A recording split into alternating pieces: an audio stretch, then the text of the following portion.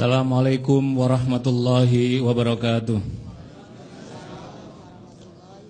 Alhamdulillahi wa kafa wassalatu wassalamu ala rasulillahil mustafa wa ala alihi wa sahbihi wa mawala amma ba'd.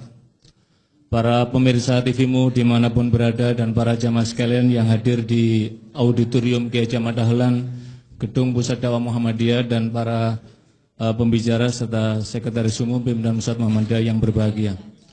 Alhamdulillah pada malam hari ini pengajian bulanan Pimpinan Pusat Muhammadiyah kembali melanjutkan tajuk bertemakan memperkuat ukhuwah dan kerjasama umat Islam. Dan Alhamdulillah pada kesempatan yang berbahagia ini telah hadir narasumber.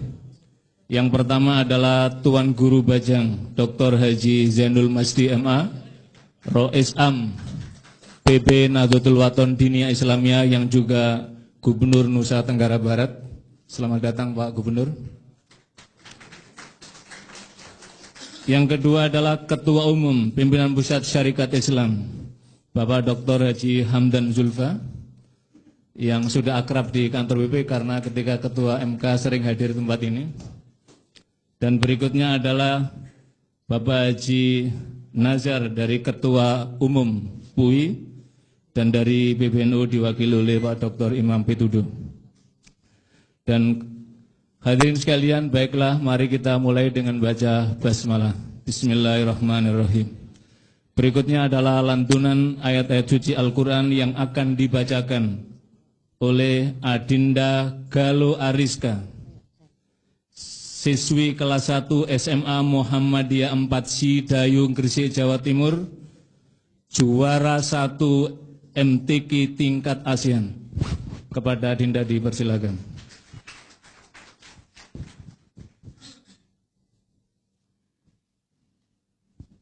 Assalamualaikum warahmatullahi wabarakatuh.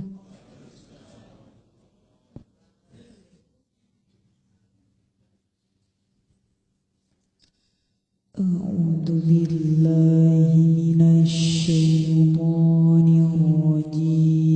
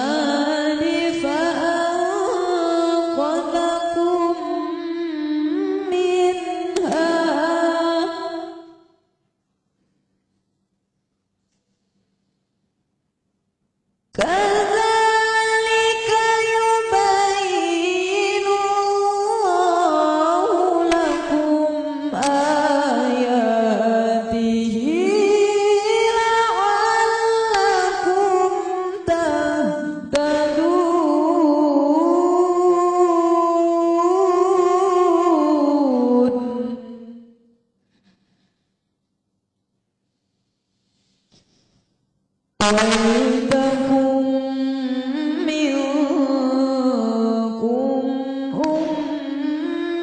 أمة يدعون إلى الخير ويأمرون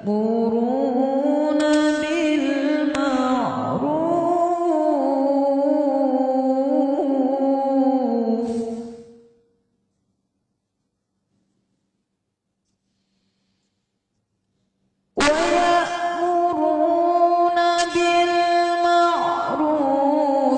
وينهون عن المنكر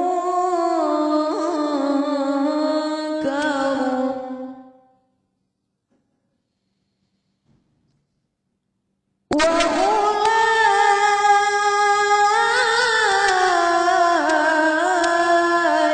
هم المفلحون.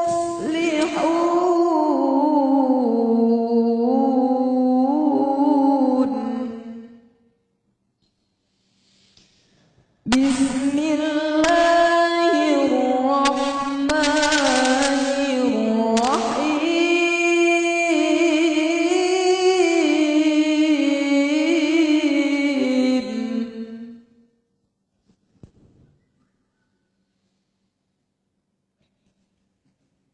إنما المؤمنون إخوة فأصلحوا بين أخويكم.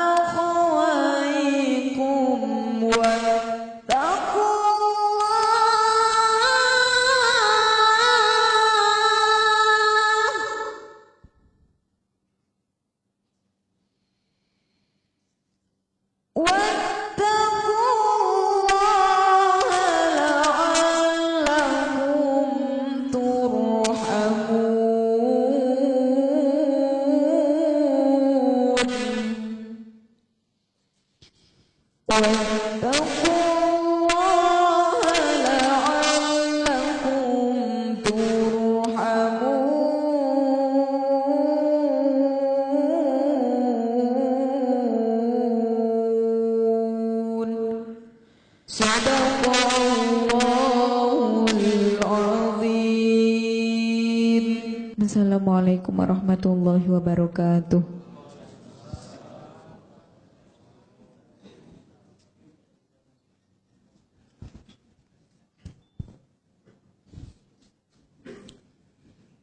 Terima kasih disampaikan atas bacaan lantunan Hifdzul Al-Quran dari siswi SMA Muhammadiyah 4 Sidayu, Gresik, Jawa Timur. Berikutnya adalah pengantar pengajian yang semula akan disampaikan oleh Ketua Umum Pimpinan Pusat Muhammadiyah, kan tapi beliau sedang kurang sehat, sehingga pada kesempatan yang berbahagia ini akan disampaikan oleh Sekretaris Umum Pimpinan Pusat Muhammadiyah kepada Bapak Dr. Haji Abdul Muti. Dipersilakan.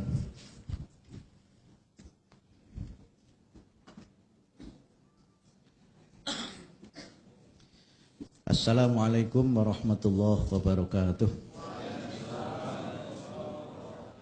Alhamdulillah wassalatu wassalamu ala Rasulillah la haula wala quwata illa billah, amma ba'd. Yang terhormat, ini manggilnya mungkin doktornya dulu atau tuan gurunya dulu nih, Pak.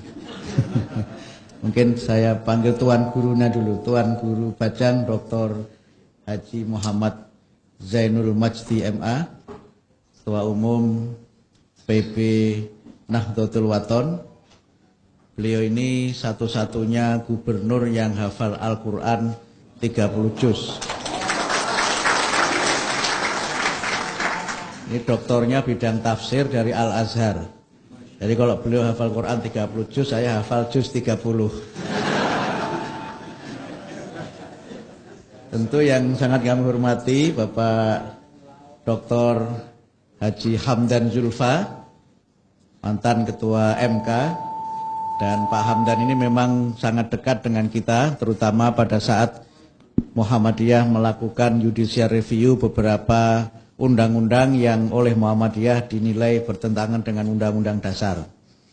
Satu yang kami masih ingat betul adalah ketika Muhammadiyah melakukan judicial review Undang-Undang Sumber Daya Air yang oleh MK waktu itu dinyatakan gugatan Muhammadiyah diterima untuk seluruhnya. Sehingga sekarang sebenarnya secara hukum Undang-Undang Sumber Daya Air yang lama itu dinyatakan batal demi hukum sehingga pemerintah harus membuat undang-undang yang baru. Tetapi ternyata sampai sekarang belum ada undang-undang yang baru, bahkan dibahas pun belum. Dan ini memang menjadi persoalan tersendiri karena ternyata yang melanggar aturan itu adalah justru pemerintah, bukan masyarakat. Jadi pemerintah ini banyak melanggar aturan. Nah, cuma masalahnya kalau pemerintah melanggar aturan itu siapa yang menindak, ini yang belum ada mekanismenya. Yang berikutnya tentu Bapak Haji Nazar Haris, Ketua Umum DPP PUI. PUI ini Persatuan Umat Islam. Dan ini termasuk salah satu dari organisasi Islam yang juga cukup berkembang sekarang ini. Kalau tidak salah di antara anggotanya adalah Gubernur Jawa Barat. Pak, beliau Ketua Majelis Syuronya. Jadi Gubernur Jawa Barat itu Ketua Majelis Syuro. Nah yang berikutnya ini seharusnya yang hadir itu Al-Mukarrom Profesor Kiai Haji Said Agil Siroj. Beliau berhalangan hadir. Tadi sebenarnya sudah saya komunikasi dengan Gus Ipul. Tadi siang katanya akan hadir Pak Sekretaris Umum, Pak Dr. Helmi Faisal. Nah beliau tadi jam 7 sudah datang ke sini. Katanya mau mengikuti Muhammadiyah on time gitu. Begitu jam 7 ke sini Muhammadiyahnya belum ada, beliau pulang. Jadi rupanya Muhammadiyah sudah tiru NU gitu, mulainya lambat katanya, sehingga beliau pulang gitu. Jadi mohon maaf atas ketidaknyamanan ini, tapi berhadir bersama kita sahabat saya. Ini kiai juga, kiai tapi agak nyentrik dikit-dikit, karena kalau di NU kiai boleh gondrong. Ini sahabat saya Kiai Imam Pitutuh, ini tidak ada hubungannya dengan Imam Samudra. Mas Kiai Imam Pitutuh ini sering bersama-sama dengan saya dalam berbagai forum. Tentu kehadiran beliau tidak mengurangi rasa hormat dan juga tidak mengurangi bobot dari acara kita pada malam hari ini. Pak Tuan Guru, Pak Hamdan, Pak Nazar dan Mas Imam, kami menyampaikan permohonan maaf pada malam hari ini Pak Dr. Haidar Nasir tidak bisa hadir secara langsung pada acara pengajian bulanan ini karena memang beliau awalnya masih confirm datang, tapi sekarang juga tadi siang direncanakan ada beberapa acara yang harus beliau hadiri di kantor ini. Ada sempat rencana MOU Lazis dengan PLN untuk bantuan beasiswa bagi para mahasiswa di pendidikan ulama tarjih Muhammadiyah. Kemudian tadi ada Rakernas Majelis Wakaf, tapi karena beliau kurang sehat sehingga minta saya untuk hadir pada acara ini. Tentu salam dari beliau untuk bapak-bapak sekalian, mudah-mudahan silaturahim ini dapat berjalan dengan sebaik-baiknya. Bapak-bapak, perlu kami sampaikan bahwa pengajian bulanan ini memang kami selenggarakan setiap hari Jumat minggu pertama, Jumat malam minggu pertama. Kami memilih Jumat malam karena kalau malam Jumat itu nanti dikira sama dengan NU. Ini Muhammadiyah mulai sama dengan NU ini malam Jumat itu. Jadi kita pakai Jumat malam itu. Saya tidak tahu kalau di NW atau di SI atau di PUI ngajinya hari apa. Tapi yang jelas semua hari adalah baik karena hari itu menjadi baik dan tidak tergantung dari amal perbuatan kita. Ini kami selenggarakan sudah bertahun-tahun acara ini dan memang 2 bulan berturut-turut ini, insya Allah juga nanti bulan yang akan datang kita membahas tema yang sama, yaitu mempererat dan juga memperkuat kerjasama antara umat Islam, antara organisasi Islam yang ada di Indonesia. Penyebutan untuk Indonesia berkemajuan karena sesungguhnya ya semua ormas Islam ini berkomitmen untuk memajukan bangsa dan negara Indonesia. Acara ini memang diselenggarakan sebagai bentuk silaturahim yang hadir di tengah-tengah kita Bapak-bapak perlu saya kenalkan, ini dari berbagai wilayah. Ini ada dari Gorontalo, ini di depan ini Pak, dari Gorontalo, kemudian dari 1, 2, 3 dari Gorontalo, kemudian dari Kalimantan Barat, ini ada Pak Dr. Usman Radiana dari Kalimantan Barat, kemudian dari NTB jelas itu. Ini NTB ini kayaknya pengawalnya Pak Gubernur. Pengawalnya Pak Hamdan. Jadi pengajian malam ini istimewa karena 2 pembicaranya dari Nusa Tenggara Barat. Kalau seandainya ketua umumnya masih Pak Din Samsudin, jadi forum Nusa Tenggara Barat pengajian ini. Tapi saya kira ini menunjukkan NTB mengalami kemajuan yang luar biasa, karena dulu NTB itu singkatannya, NTB itu kata orang NTB singkatannya nasib tergantung Bali. Nah, ketika sama-sama NTT itu sama-sama ya masih di bawah lah dari sisi kemajuan, NTT itu kan plesetannya itu nanti Tuhan tolong. Karena mau maju nggak maju-maju. Nah, NTB itu nanti Tuhan bantu gitu. Tapi sekarang kalau kita ke NTB, kemajuannya sudah sangat luar biasa, dan saya kira ternyata kalau kiai itu diberi kesempatan memimpin itu tidak kalah sama yang tidak kiai. Jadi ternyata pemimpin yang hafal Quran itu sama hebatnya dengan yang hafal pasal-pasal di Undang-Undang Dasar. Oleh karena itu umat Islam tidak perlu minder, harus percaya diri dengan kemampuannya, dan inilah kenapa kemudian forum dan tema pengajian ini terus kita angkat, karena ada kesan bahwa selama ini umat Islam itu dalam posisi yang inferior, dalam posisi yang minder. Bahkan sempat ada semacam stigma kalau santri kok memimpin urusan negara itu mesti tidak berhasil. Nah, inilah yang menurut saya perlu kita jawab, bahwa ternyata kemampuan umat itu luar biasa, apalagi dengan tingkat pendidikan yang semakin meningkat, kemajuan ekonomi yang juga cukup membanggakan, maka kita melihat kebangkitan kelas menengah muslim yang luar biasa. Tahun 90-an misalnya Aswab Mahasin pernah menulis santri middle class. Kelas menengah santri yang memang mereka itu punya capaian pendidikan yang tinggi, ekonomi yang meningkat, dan kemudian mereka punya peran-peran yang sangat penting dalam berbagai bidang kehidupan. Label bahwa santri itu hanya bisa mengaji, atau santri itu hanya bisa mengurus pondok, sekarang sudah mulai berubah ketika kita menyaksikan bagaimana peran kalangan intelektual muslim, kalangan ulama yang mulai tampil ke ruang publik dan memimpin sektor pemerintahan di berbagai jenjang, dan kemudian mereka mencapai keberhasilan yang luar biasa. Tentu ini sebuah modal besar untuk umat ini berbuat lebih banyak lagi dalam rangka memajukan Indonesia. Pilar bangsa Indonesia ini menurut saya adalah umat Islam. Karena sebagai kekuatan mayoritas, umat Islam itu selain punya andil yang besar terhadap tegaknya NKRI, punya andil besar juga dalam rangka membangun NKRI ini sehingga menjadi Indonesia yang bermartabat, Indonesia yang memiliki prestasi di mata bangsa-bangsa yang lainnya. Saya ingat ketika saya sempat menjadi petugas haji itu, bersama dengan pemilik maktab saya bincang-bincang. Nah, pemilik maktabnya ini komputernya itu rusak. Kemudian saya menawarkan diri, boleh saya bantu? Nah, dia underestimate, kamu bisa komputer. Dalam hati, belum tahu saya dia itu, kira-kira begitu. Saya bilang, insya Allah ya Syekh, saya bilang, insya Allah saya bisa. Begitu saya bantu ternyata bisa, dia kaget, kamu bisa juga ya. Cuma sayang kamu tuh miskin gitu. Nah, ujung-ujungnya kalau sudah begitu KO kita. Maksud saya apa?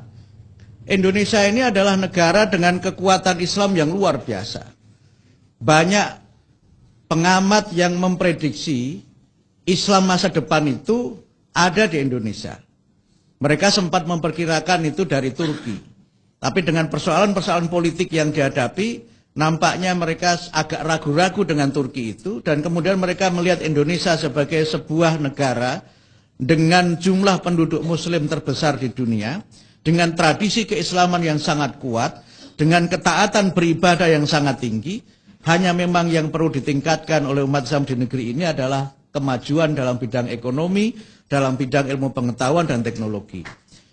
Kalau itu semuanya bisa kita capai, maka kiblat umat Islam dunia itu akan berubah atau akan bergeser dari selalu melihat Islam itu kepada negara-negara Timur Tengah ke arah negara yang kita sebut sebagai Nusantara atau Indonesia ini. Potensi inilah yang kemudian menjadi bagian dari agenda besar kebangsaan kita untuk umat Islam ini terus bangkit, dan kemudian kebangkitan itu akan bisa memiliki pengaruh yang sangat kuat ketika umat Islam itu saling bekerja sama antara satu dengan yang lainnya. Inilah saya kira yang ingin kita capai dalam silaturahim dan pengajian ini, dan gagasan-gagasan ini tentu akan menjadi bagian dari inspirasi, bagian dari sumbangan besar untuk bagaimana kita melangkah lebih baik, melangkah bersama-sama untuk Indonesia yang bermartabat, Indonesia yang berkemajuan. Kalau istilahnya di NU itu Nusantara, sehingga kita singkat dengan Nusantara yang berkemajuan. Oleh karena itulah maka kami berterima kasih kepada Pak Gubernur Nusa Tenggara Barat yang juga Rois Am PB Nahdlatul Wathon, Tuan Guru Bajang Dr. HM Zainul Majdi, yang di tengah kesibukan beliau meluangkan waktu untuk hadir bersama-sama kita pada acara ini. Beliau khusus datang untuk acara ini dan kami sangat berterima kasih. Pada Pak Dr. Hamdan Zulfa juga kami tahu Syarikat Islam ini juga sangat sibuk, apalagi dengan upayanya untuk terus mengembalikan kejayaan Islam dengan syarikatnya itu. Bahkan kalau kita lihat sejarah, sebenarnya kebangkitan nasional itu sesungguhnya itu dimulai oleh Syarikat Islam sebelum Budi Utomo. Nah, ini saya kira sebuah catatan sejarah yang penting. Kemudian persatuan umat Islam juga sekarang mulai berkembang luar biasa. Kalau NU tidak usah kita pertanyakan, karena NU itu selalu nomor 1, Muhammadiyah nomor 2. Jadi kalau ada acara-acara yang ngundang NU Muhammadiyah, nomor 1 selalu NU, nomor 2 selalu Muhammadiyah. Kalau ditanya Muhammadiyah itu apa, orang yang mengenal Muhammad itu second largest. Yang first largest siapa? NU gitu. Jadi kalau memang nomor 2 yang kita ditanya, saya ditanya Mukti berapa anggota Muhammadiyah, saya harus tanya NU berapa dulu anggotanya gitu. Kalau NU 35 kita 30 karena kita nomor 2. Kalau NU 85 ya kita 80 lah kira-kira begitu. Tapi tentu ini menunjukkan bahwa di antara kita sudah semakin terjadi keakraban, dan mudah-mudahan pengajian pada malam hari ini menjadi awal yang baik untuk kita melangkah bekerja sama dalam rangka membangun Indonesia yang berkemajuan. Sekali lagi terima kasih. Dan terakhir Pak Nazar, Pak Gubernur, Pak Hamdan, Mas Imam, acara ini disiarkan langsung oleh televisi Muhammadiyah. Jadi penontonnya di seluruh tanah air, di beberapa tempat itu ada nonton bareng acara pengajian bulanan. Dan ini juga bisa disaksikan oleh warga Muhammadiyah di luar negeri, karena juga ada live streaming yang mereka bisa menyaksikan. Karena itu maka mohon kalau menyapa nanti adalah penonton TV-mu di seluruh Indonesia dan di berbagai belahan dunia, kira-kira begitu. Jadi yang hadir di sini ini hanya perwakilan saja gitu.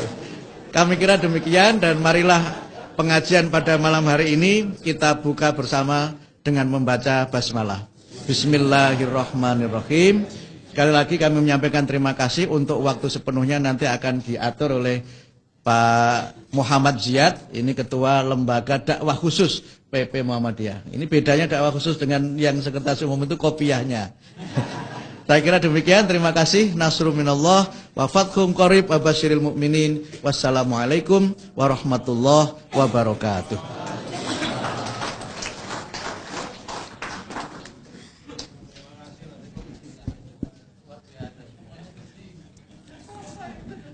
Terima kasih disampaikan pada Sekretaris Umum Pimpinan Pusat Muhammadiyah, Bapak Kiai Haji Abdul Mukti.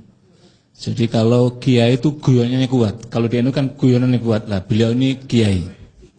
Jadi yang stok kiai tidak hanya di tempatnya Mas Kiai Imam Pitudo, tetapi sesungguhnya beliau ini adalah wakil dalam konteks itu. Baiklah para hadirin, para pemirsa TV-mu di seluruh pelosok Indonesia dan di belahan dunia lainnya. Tadi untuk mengikuti beliau, dan ini saya kira adalah kalau tadi Pak Sekretaris Umum menyebut bahwa Muhammadiyah selalu 2. Selalu nomor 2, maka inilah pengajian terbesar di dunia nomor 1. Nah, karena diikuti hanya perwakilan saja. Baiklah para pembicara yang hadir ini dan pengajian live kita ini sampai jam 10. Jadi dibagi berempat, kira-kira nanti ya 20 menit sampai 25. Kalau mengikuti urutan nomor 1 sampai 4, maka kita urut dari bawah dulu. Untuk itu kepada Bapak Kiai Imam Pituduh dipersilakan. Iya.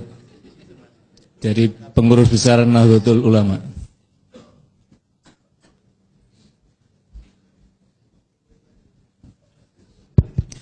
Assalamualaikum warahmatullahi wabarakatuh. Alhamdulillah nahmaduhu wa nasta'inuhu wa nastaghfiruhu wa na'udzu billahi min syururi anfusina min sayyiati a'malina may yahdihillahu fala mudilla lahu wa may yudlil fala hadiyalah. Asyhadu an la ilaha illallah wa asyhadu anna Muhammadan 'abduhu wa rasuluh. Allahumma shalli wa sallim ala sayyidina Muhammad wa ala alihi wa sahbihi nujumi rasad. Amma ba'd. Al-mukarramun wabil khusus Kiai Haji Mukti tadi kan sudah disebut Kiai Haji ini, jadi sudah nggak ada bedanya sebenarnya menyebut NU dan Muhammadiyah. Tadi salah satu tidak ada perbedaan adalah bahwa tradisi Nusantara sudah ada di Muhammadiyah dan tradisi berkemajuan sudah ada di Nahdlatul Ulama. Apa tradisi itu? Sekjen kami tadi datang pas jam 7 karena berusaha mengikuti tradisi berkemajuan.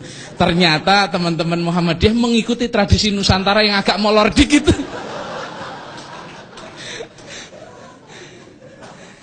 Yang kedua, tradisi pengajian ini biasanya menjadi tradisinya Nahdlatul Ulama. Hari ini Nahdlatul Ulama tradisinya bukan dibanyain pengajian. Kalau Jumat siang tadi, Nahdlatul Ulama itu setiap Jumat siang intensif melakukan kajian. Yang ini tradisinya berkemajuan. Dan sementara ini pengajian tradisinya Nahdlatul Ulama yang mulai berkembang di Muhammadiyah yang luar biasa. Jadi antara NU dengan Muhammadiyah sudah tidak ada perubahan, tidak ada perbedaan yang signifikan. Bapak Ibu sekalian, ini apalagi Tuan Guru Zainul Majdi, beliau kalau Nahdlatul Wathon itu ya spiritnya NU pernah punya spirit Nahdlatul Wathon, kebangkitan tanah air yang nanya panjang sama. Tradisi kita nggak ada yang berbeda sebenarnya. Sungguh kalau orang membeda-bedakan hari ini, apalagi PUI, apalagi Pak Hamdan, Syarikat Islam, kita punya, kalau hari ini kita punya kesadaran sejarah yang luar biasa, pasti mikot kita sudah sama. Mikot ya, tahu mikot ya? Ngambil mikot. Sebenarnya yang harus diperbaharui. Kita sebenarnya kalau kesadaran histori ini mulai dibangun dengan sama, bahwa ini diperjuangkan oleh umat Islam, oleh organisasi-organisasi Islam. Maka mikot itu yang harus kita ikuti bersama-sama. Jangan lupa dengan mikot itu. Sebenarnya Undang-Undang Ormas sudah mengakui keberadaan organisasi-organisasi yang berdiri sebelum Republik Indonesia ini berdiri. Nah, mikotnya dari situ dulu. Bagaimana kita harus menjalin ukhuwah, bagaimana juga kita harus membangun kerjasama, dan bagaimana kita berkemajuan. Mikotnya dari situ. Bagaimana kita memulai mikot ini? Mikot inilah yang kemudian, kalau bahasa kerennya perusahaan gaya teman-teman Muhammadiyah, itu pasti bahasanya ini ownership-nya by umat Islam sebenarnya negara ini. Ownership ya. Tapi kemudian kalau orang lain berada di dalam negara ini ya nggak ada masalah. Tetapi bagaimana sebagai owner ini mengawal perjalanan Republik Indonesia ini dengan baik dan benar. Kadang-kadang kita ini tidak lebih dan tidak kurang, kadang-kadang menjadi pemadam kebakaran. Saya tahu pemadam kebakaran, Bu ya. Kalau pemadam kebakaran itu kalau ada kebakaran kita diundang untuk madamin api. Tapi kalau apinya sudah padam, pemadam kebakarannya sudah nggak pernah dipanggil-panggil lagi. Nah ini yang lupa bahwa mikot sejarah tadi dengan kesadaran historis tadi banyak dilupakan oleh kita semua sebagai pemilik dari bangsa ini, pemilik sah.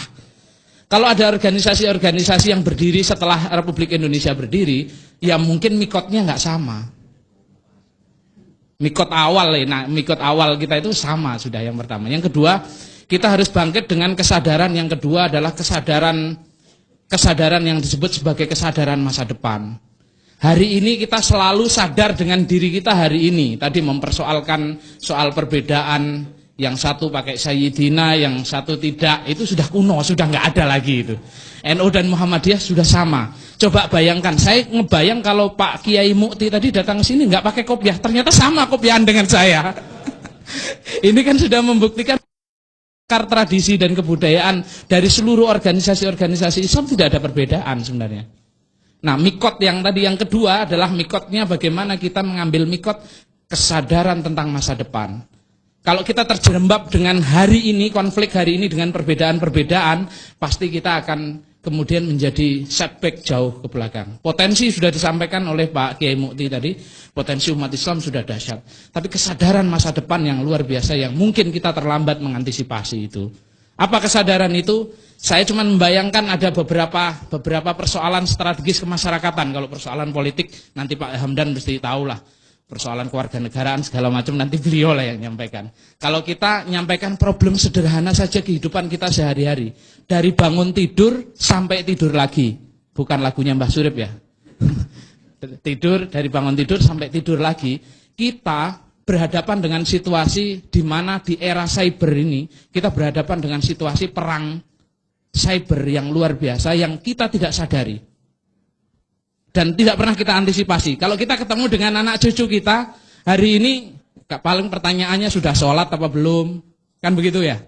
Pertanyaannya kita nggak pernah nanya berapa jam, berapa waktu dia membuka seluruh sosial media dan kekuatan multimedia yang dipegang dengan HP.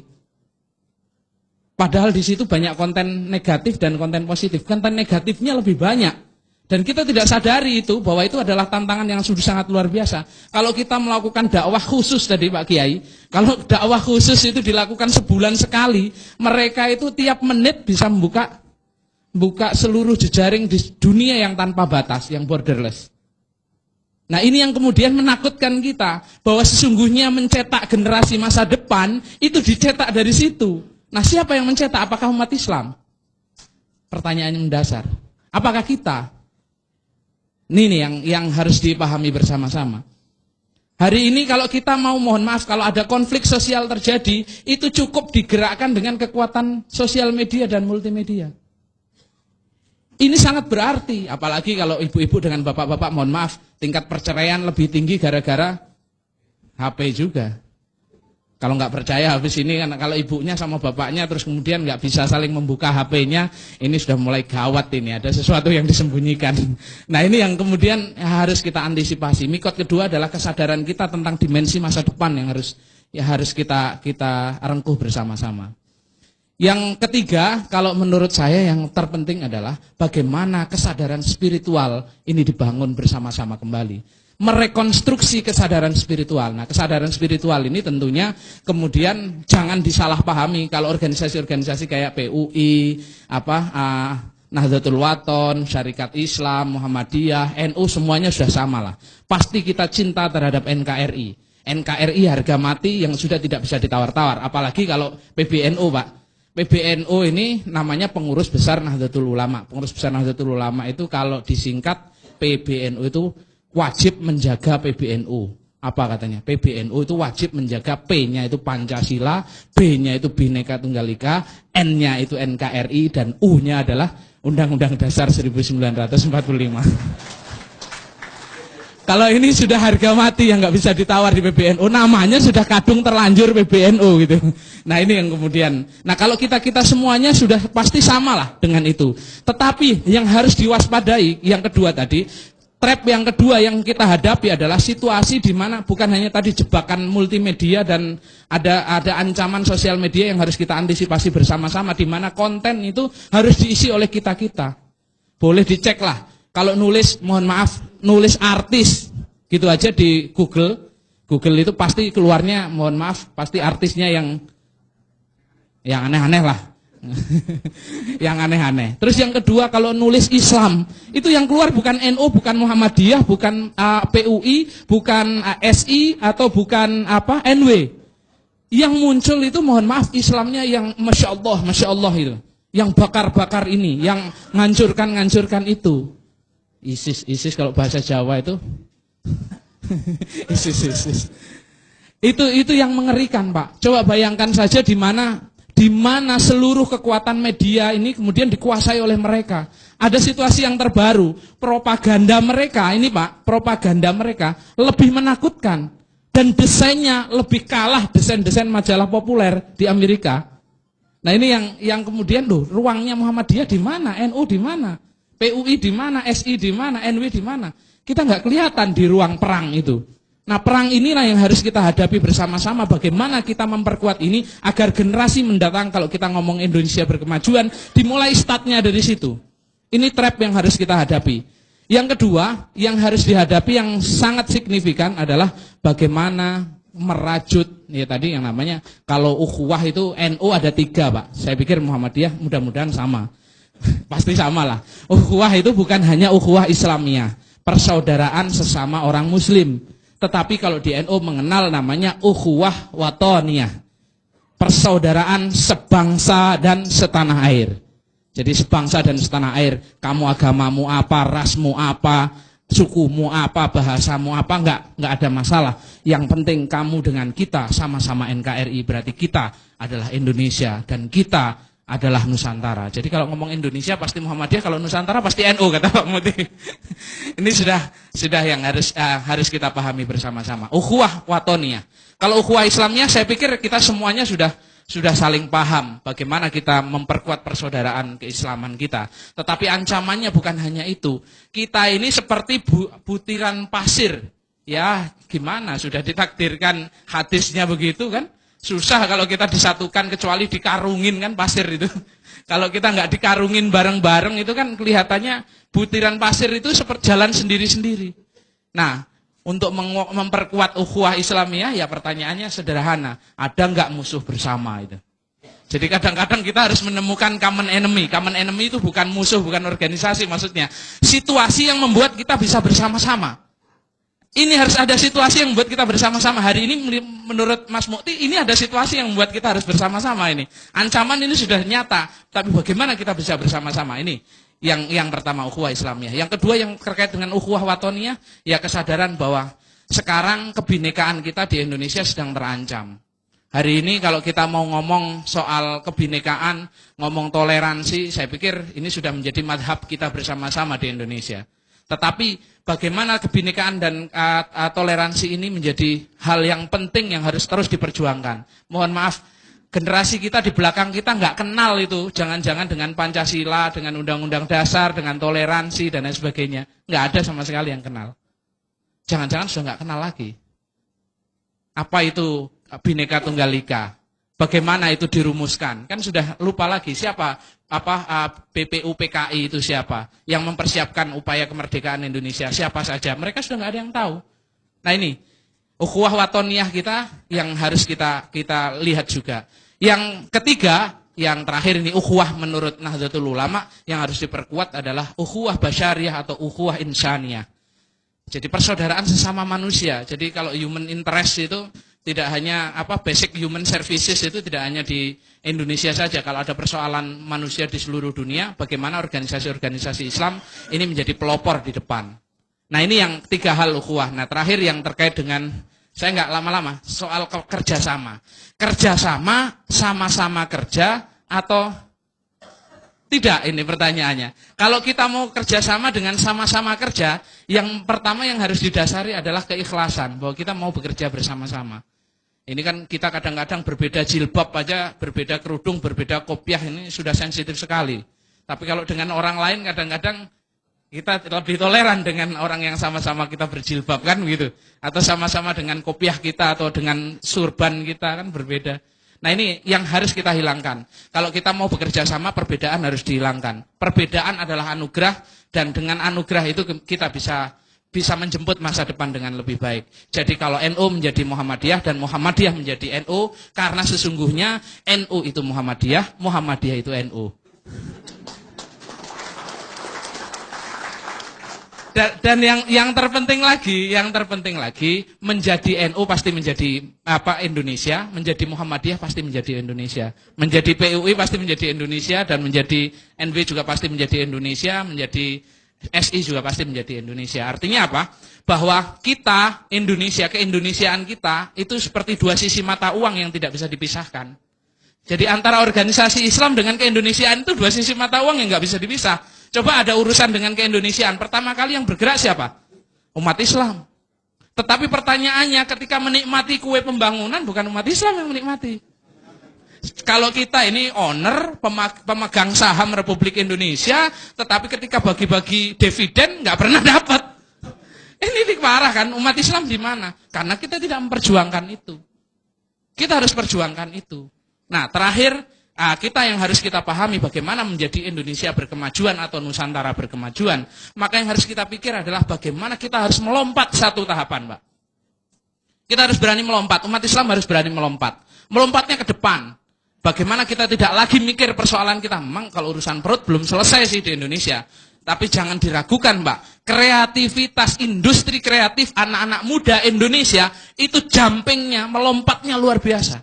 Dan ini yang harus dipacu. Menjadi digital partnership yang luar biasa. Yang berpikir kemudian bagaimana Indonesia bisa melampaui banyak hal.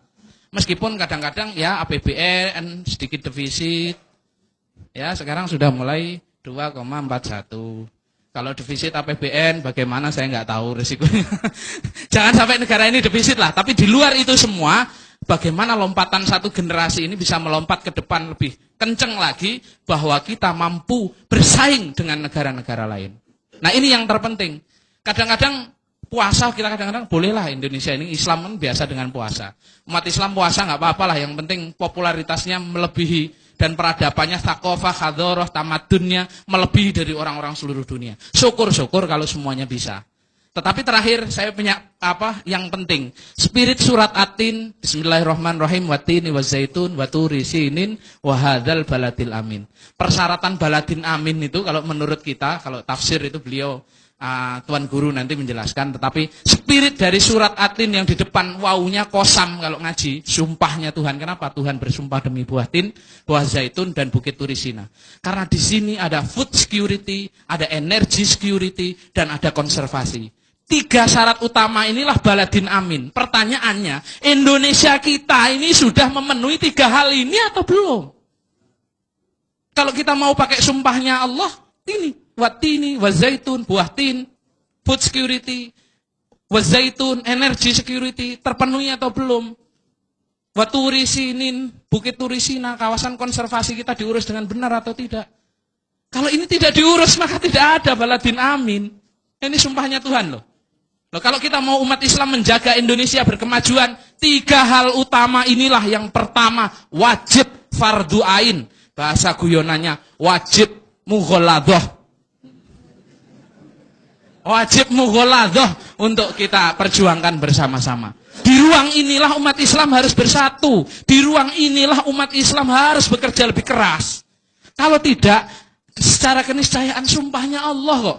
Wawunya ini wawu kosam. Demi buah tin dan zaitun. Baladin amin ini nggak akan terwujud.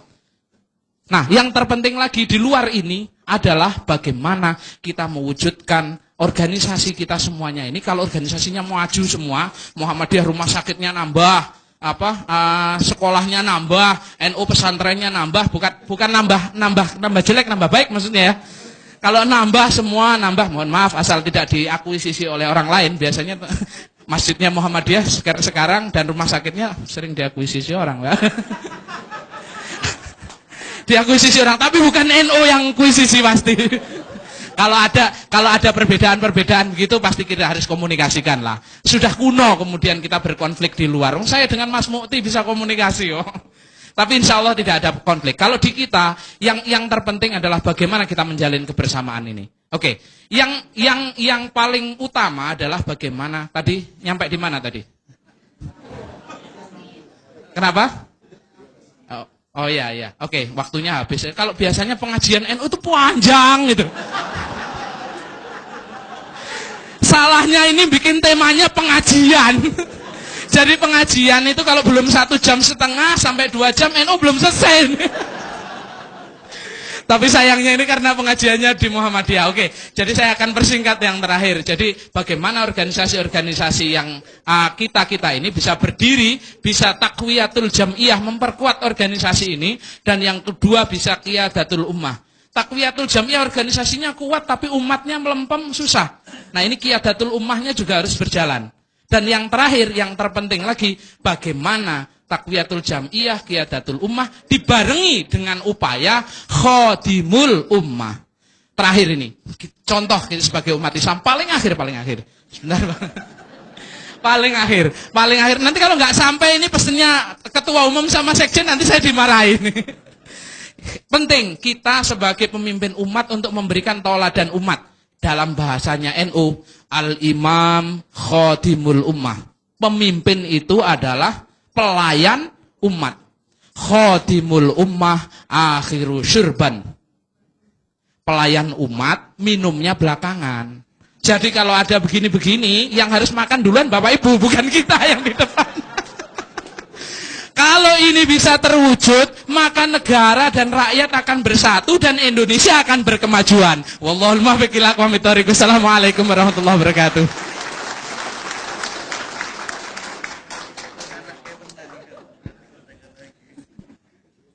Terima kasih. Tadi sebenarnya dari awal sudah mau ngasih peringatan, tapi kata almarhum Cak Nur, kalau Gus sedang bicara itu tidak bisa dihentikan dan tidak boleh dihentikan. Tapi karena topik kita ini berkemajuan, ya kita majukan. Baiklah para hadirin sekalian dan para pemirsa TVmu dimanapun Anda berada. Berikutnya pembicara kita adalah Bapak Haji Nazar Haris, Rois Am, Pimpinan Pusat Persatuan Umat Islam Indonesia. Dipersilakan.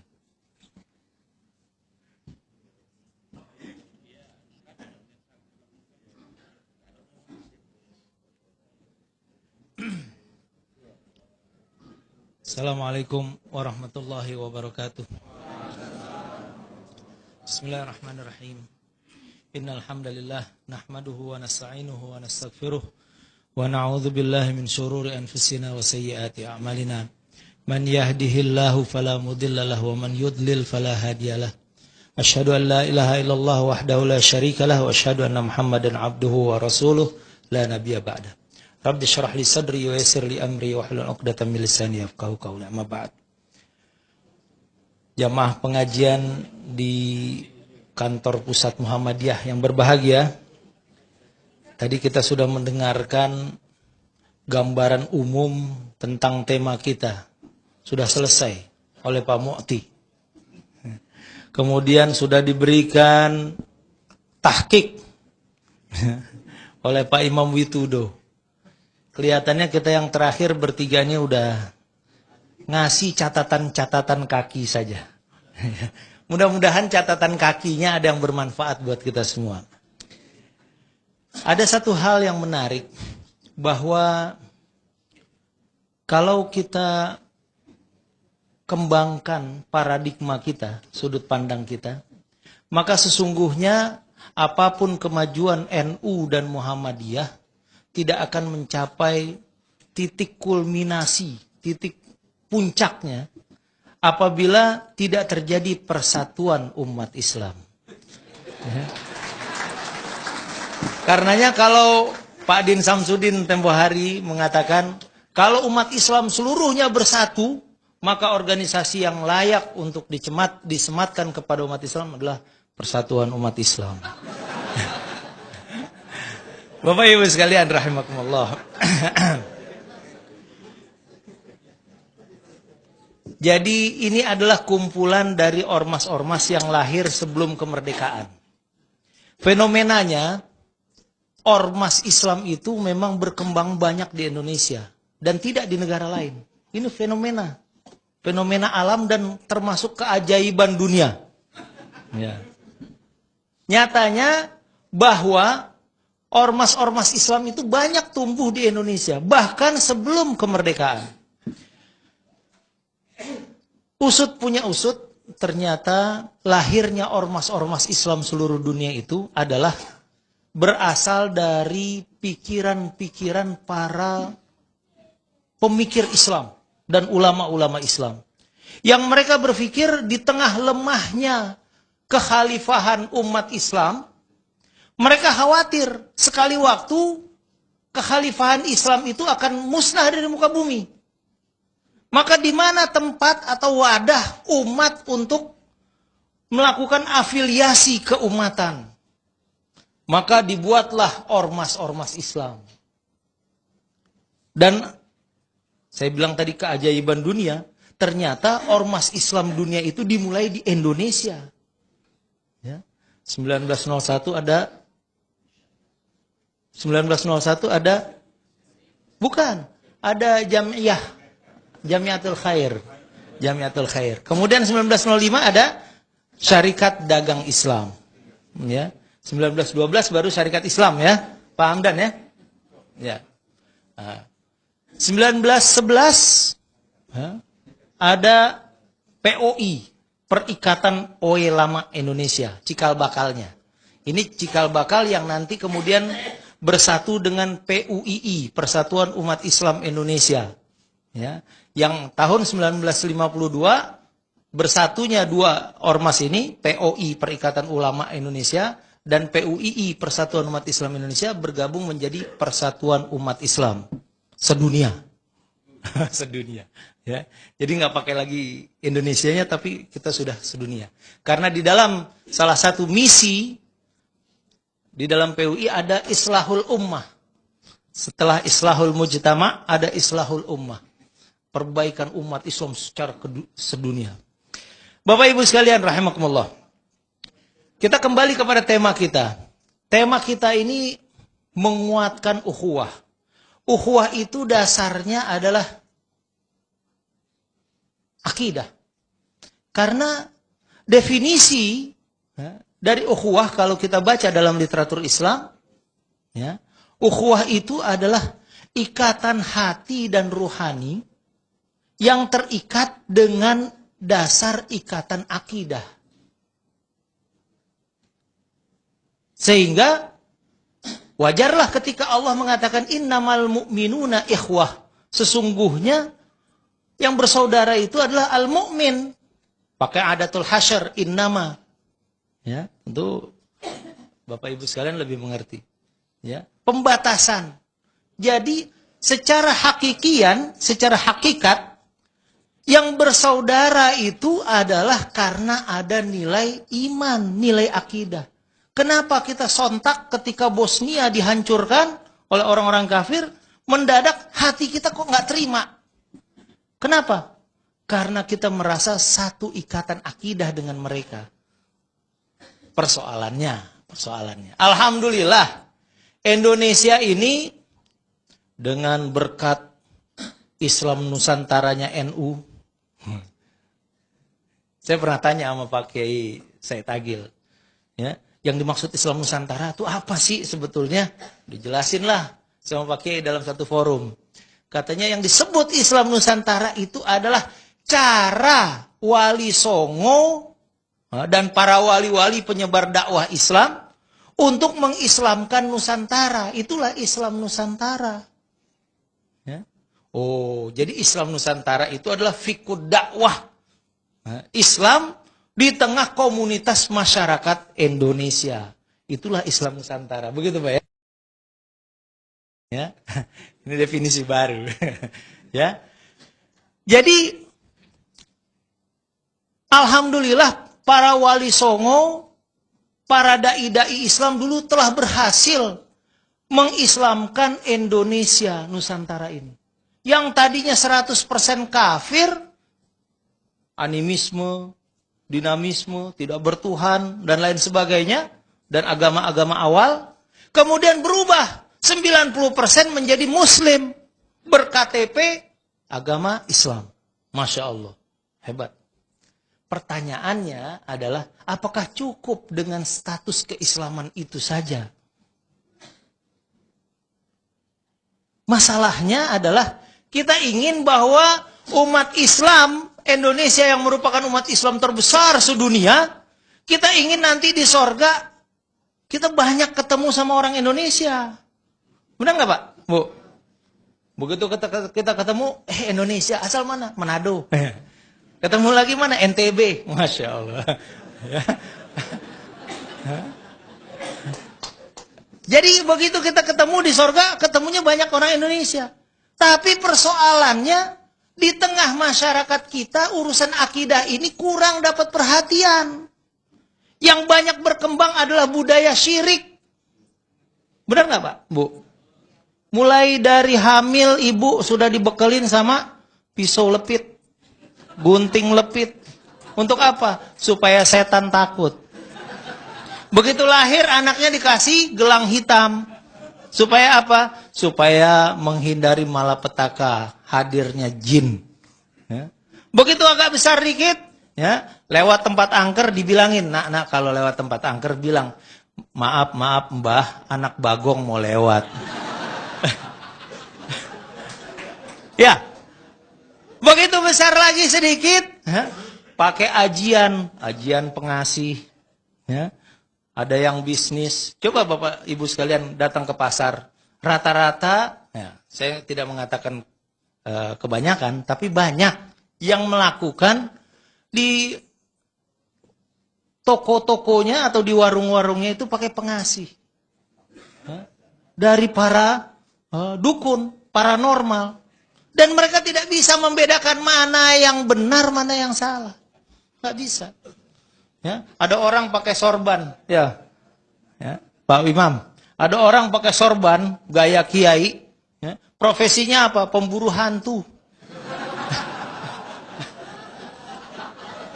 Gaya kiai, tapi profesi pemburu hantu kan susah itu. Ya, khodamnya banyak. Masih percaya. Beriman kepada bantuan-bantuan jin. La haula wala quwwata. Ini budaya. Budaya yang masih berkembang di tengah masyarakat kita. Ya. Termasuk juga para petani bikin acara selamatan Dewi Sri. Para nelayan ngelarung di laut. Ini musibah. Kenapa? Karena syirik itu adalah satu musibah yang sangat besar bagi umat Islam. Innallaha la yaghfiru ay yushraka bihi wa yaghfiru ma duna dzalika liman yasha. Allah enggak ampunin orang yang melakukan dosa syirik, ya. Dan mungkin saja Allah ampuni selain dosa syirik. Jadi kalau ada seorang ibu, seorang nenek, usianya sudah 80 tahun, setiap tahun pergi haji, setiap bulan pergi umroh, ya. Anak didiknya banyak, anak yatimnya banyak, tapi dia masih memelihara susuk. Masih nyimpen susuk, masih nyimpen ajian-ajian, dan dia tidak bertaubat sampai matinya, masuk neraka selama-lamanya. Nggak ketemu di dalam surga. Ya Allah, bagaimana kita bisa berukhuwah? Ya, jadi ukhuwah yang paling penting untuk kita saat ini adalah kita menyelamatkan umat ini dari api neraka. Itu yang paling penting. Karena kehidupan dunia ini sebentar. Kehidupan di akhirat itu yang luar biasa. Berabad-abad, bertriliun-triliun abad. Ini yang penting, yang paling penting. Orientasi dakwah kita kepada akidah yang benar. Luar biasa Pak. Kalau kita bisa menyelamatkan bangsa Indonesia, akidahnya lurus. Kemudian semua masuk surga. Allahu Akbar. Ya, nanti di surga kita bikin pecel lele. Ya. Yang ngulek bidadari. Nanti Bapak Ibu sekalian saya undang ke kebun saya di sorga insya Allah. Ya. Saya sediain bidadari-bidadari yang bagian ngulek. Rujak. Ya. Bapak Ibu sekalian rahimakumullah. Kenapa kita perlu menyelamatkan akidah umat? Karena cinta kita kepada mereka. Nabi mengatakan, La tadkhulunal jannata hatta tu'minu. Wala tu'minu hatta tahabbu. Kalian tidak akan masuk surga sampai kalian beriman. Dan kalian tidak beriman sampai kalian saling mencintai. Apa bukti cinta kita kepada saudara-saudara kita nih? Yang akidahnya masih belum benar. La yu'minu ahadukum hatta yuhibba li akhihi ma yuhibbu li nafsihi. Kita belum sampai pada tingkat keimanan sampai kita mencintai saudara kita seperti kita mencintai diri kita. Kalau orang tua kita masuk neraka, kita ridho nggak Pak? Hah? Ridho nggak? Bagaimana kita bisa ridho ketika tetangga kita masuk neraka? Mengamalkan dengan amalan-amalan ahli neraka. Na'udzubillah min dzalik. Harus ada semangat. Saya lihat ini NU Muhammadiyah harus dibangkitkan potensinya untuk melanjutkan misi dakwah para wali songo, para dai-dai Islam Nusantara dahulu untuk meluruskan akidah umat. Ini yang penting. Ya. Ini satu poin. Ya. Nanti kalau kita mau bahas lebih panjang lagi insya Allah. Yang kedua, yang jadi concern kita adalah ketika umat ini ingin kita satukan, ya, ingin kita ajak bekerja sama. Memang ada tahapan-tahapan. Tapi tahapan yang paling ringkas itu adalah bagaimana kita bersilaturahim. Ya.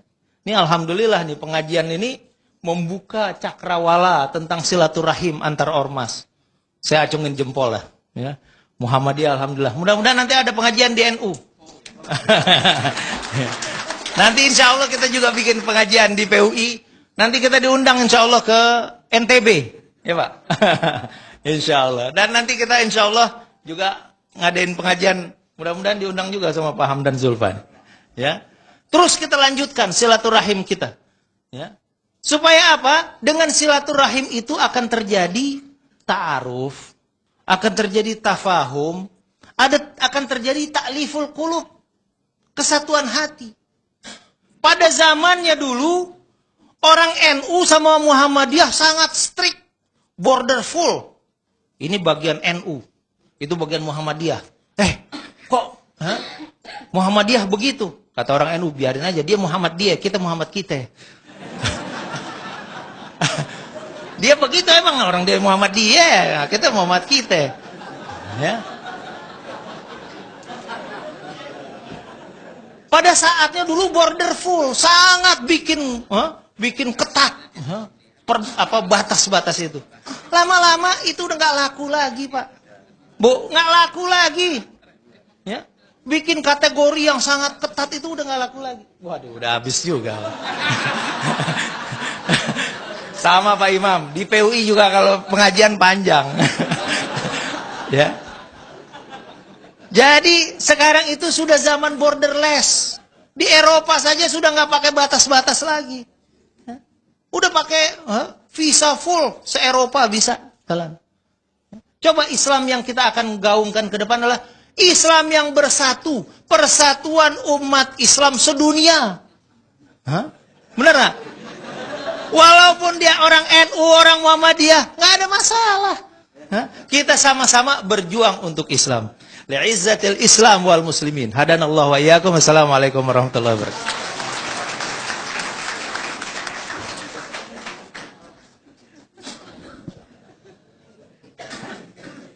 Terima kasih kepada Syekh Haji Nazar Haris yang tadi sudah menggambarkan tentang surga-surga tadi. Yang teringatnya itu bidadarinya itu, Pak. Baiklah, berikutnya adalah akan disampaikan oleh Ketua Umum Pimpinan Pusat Syarikat Islam. Kepada yang terhormat Bapak Dr. Haji Hamdan Zulfa, dipersilakan.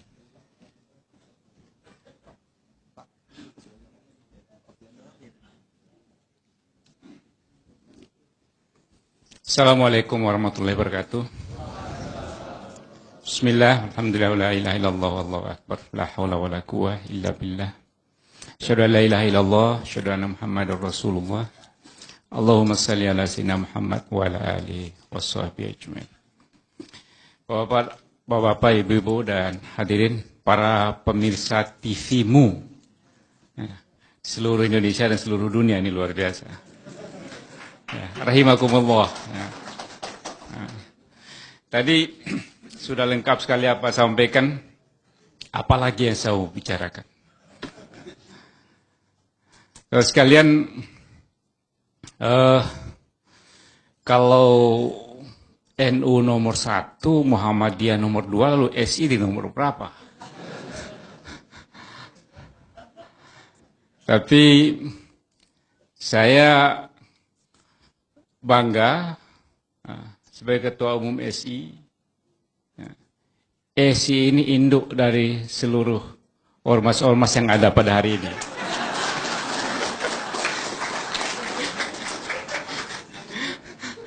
Yang paling dahulu ada, Jamiah Tahir memang lebih dulu ada, tapi tidak ada hari ini di sini. Ya, pendiri Muhammadiyah pernah menjadi anggota SI dan menjadi anggota pengawas Syarikat Islam yang terpilih dalam Kongres Nasional yang ke-17 Jakarta tahun 1917, yang kedua 1917 Jakarta.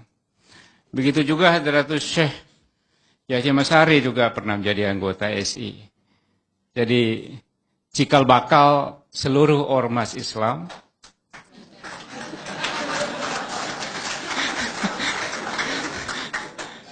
dan yang memulai kebangkitan nasional adalah Syarikat Islam. Kita bisa bayangkan yang tahun 1919 anggotanya 2.500.000 orang. Pada saat itu belum ada telepon, belum ada HP, belum ada pesawat. Dan itu seluruh Indonesia. Luar biasa. Dan setiap kongresnya, sejak kongres pertama 1912, mempergunakan bahasa Melayu. Kalau Budi Utomo sampai 1929 hanya mempergunakan bahasa Belanda atau bahasa Jawa, tidak pernah memakai bahasa Melayu. Jadi memang yang benar itu kebangkitan nasional itu ya di hari lahir Syarikat Islam, 16 Oktober 1905. Saudara sekalian, setelah saya mendalami betul sejarah kebangkitan kita, ya, kita baca suatu buku yang sangat menarik dari Profesor Mansur Suryanegara, Api Sejarah. Di situ tergambar betapa seluruh proses kebangkitan nasional sampai pada kemerdekaan memang diawali dari kebangkitan umat Islam Indonesia yang juga dalam waktu bersama sangat berkaitan dengan kebangkitan umat Islam di Timur Tengah dengan pan-Islamisme. Jadi ada suasana yang sangat luar biasa, itulah yang mendorong kita bangkit di Indonesia. Kalau saat itu umat Islam itu sama dengan Bumi Putra, ya Bumi Putra itu umat Islam. Dan itu yang mendorong nasionalisme kita. Jadi karena itu jangan kita menjauh dari negara kita sendiri. Karena negara kita ini adalah milik kita dan kitalah peletak dasar lahirnya negara yang kita cintai.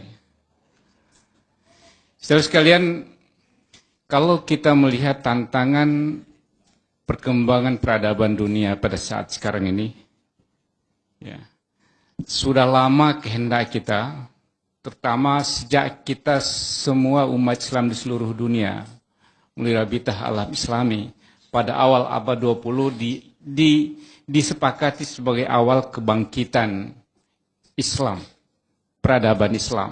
Dengan tertati-tati kita tumbuh berkembang. Apa yang terjadi sampai pada saat sekarang ini, sedikit tumbuh dan berkembang, tunasnya mulai besar, pada saat itu dipapas. Kalau kita melihat di Timur Tengah sebagai pusat dan awal peradaban Islam pada abad pertengahan, abad 9, 9, 10, 11 sampai 15 dan seterusnya, hilang dan dihilangkan jejaknya di Timur Tengah. Dan sekarang ini tidak ada lagi negara di Timur Tengah yang beres. Syria, Irak, Libya, dan semuanya habis. Pusat-pusat peradaban Islam habis. Begitu juga di tempat-tempat lain di Afrika. Afrika juga rusak semua. Jadi, lalu pertanyaan di mana peradaban Islam akan tumbuh. Banyak umat Islam dari negara-negara lain mengharapkan di Asia Tenggara, Indonesia, Malaysia menjadi tumbuh berkembangnya peradaban Islam pada masa yang akan datang. Harapan ini adalah harapan yang sangat masuk akal dan cukup mendasar, cukup memiliki dasar. Apalagi di Indonesia. Indonesia ini sungguh sangat luar biasa. Jadi ukhuwah Islamiyah, ukhuwah wataniyah, ukhuwah basyariyah sebagai tema Nahdlatul Ulama betul-betul tercipta di sini. Jadi sebuah negara yang penuh toleran, yang tumbuh berkembang semua aliran dengan baik, tidak ada yang dilarang di sini oleh konstitusi, aliran manapun dalam Islam, semua bebas. Dan itu dijamin oleh konstitusi. Dan inilah ciri-ciri sebuah negara yang memiliki peradaban yang bisa tumbuh berkembang dengan baik. Saudara-saudara sekalian, bagaimana kita berperan ke depan untuk berpartisipasi menumbuhkan peradaban Indonesia yang sangat dipengaruhi oleh peradaban Islam. Inilah yang menjadi tanggung jawab kita sekalian. Saya kira prinsip-prinsip dasar ukhuwah Islamiyah kita ketahui bersama dari ajaran agama kita. Yang pertama, asyidda'u 'alal kuffar, ruhama'u bainahum. Itu yang paling mendasar jadi pegangan kita bersama. Jangan didahulukan yang lain. Jadi asyidda'u 'alal kuffar, ruhama'u bainahum. Ini jadi dasar yang paling pokok. Berkasih sayang di antara kita. Ya. Perbedaan apapun, kita tetap kasih sayang. Ya. Itulah yang menunjukkan peradaban Islam. Ya. Kita boleh memahami Islam sesuai dengan cara berpikir kita, dan kita bergabung di suatu kelompok, tapi kita saling menghormati antara satu dengan yang lain, karena memiliki dasar-dasar dan pokok-pokok yang kita miliki bersama. Dalam kerangka itulah kita ruhama'u bainahu. Kemudian yang kedua, ini yang paling penting. Kita mencontoh Rasulullah. Rasulullah membangun sebuah masyarakat kota Madinah yang sebelumnya bernama Yathrib dengan cara-cara yang sangat sistematis sebagai sebuah kekuatan. Yang pertama adalah membangun hubungan persaudaraan antara Muhajirin dan Ansor. Itu dulu yang pertama. Itu dulu yang diperkuat. Bahkan sampai-sampai Nabi itu memfatwakan untuk saling mewarisi. Seperti halnya keturunan. Kalau ada Ansor yang meninggal, maka Muhajirin yang mewarisi. Begitu juga sebaliknya, kalau ada Muhajirin yang meninggal, maka Ansor mewarisi. Ini membangun. Ini dulu yang pertama dilakukan oleh Rasulullah. Belum melakukan yang lain. Setelah ini selesai, setelah membangun kasih sayang yang sangat luar biasa, baru yang kedua, melaksanakan dan membentuk pertahanan bersama dengan menangani apa yang disebut dengan Piagam Madinah. Berkumpullah semua kelompok-kelompok yang lain, Yahudi, suku-suku Majusi dan lainnya, dalam satu pertahanan bersama, yaitu pertahanan Madinah. Jadi, saudara sekalian, harapan kita bersama, seluruh ormas-ormas Islam ini bersaudara, ruhama'u bainahum, seperti saudara yang satu disakiti, maka saudara yang lainnya juga harus merasa disakiti. Asyidda'u 'alal kuffar. Ini yang sangat penting. Itu yang pertama. Kemudian tantangan yang kedua kita di Indonesia adalah tantangan di bidang ekonomi. Umat Islam Indonesia secara keseluruhan tidak menguasai ekonomi. Yang menguasai ekonomi di Indonesia 2% dari penduduk. Yang menguasai lebih dari 50%, bahkan sebagian menyatakan lebih 70% aset nasional adalah bukan dari umat Islam, oleh yang lain. Nah, kenapa timbul, saudara sekalian, kenapa timbul pergerakan kebangkitan nasional? Kan dimulai dari masalah ekonomi ini. Penguasaan ekonomi oleh asing, oleh Belanda, oleh Timur asing, sehingga kita hanya sebagai bangsa kuli dan pekerja. Maka timbullah gerakan perserikatan dagang, serikat dagang Islam. Jadi kelumpuhan dakwah Islam Indonesia adalah dihancurkannya kekuatan dagang dari Islam. Islam tumbuh dan berkembang di Indonesia dari kekuatan dagang. Inilah yang kalau kita baca dari buku sejarah, Islam berkembang di Afrika karena kekuatan dagang. Islam yang tumbuh berkembang dari awalnya adalah kekuatan dagang. Nah, pada sisi yang sama pada saat sekarang ini, kita memiliki itu. Mau aktif di politik, tidak punya kekuatan ekonomi, jangan harap. Saya pernah memimpin partai politik dan diminta lagi menjadi ketua umum partai politik. Saya bilang, no, saya tidak sanggup, tidak punya uang. Jadi, kalau saya berkesimpulan, tidak usah berpolitik, tapi kita meningkatkan ekonomi, maka sesungguhnya kita sudah menguasai kekuasaan politik.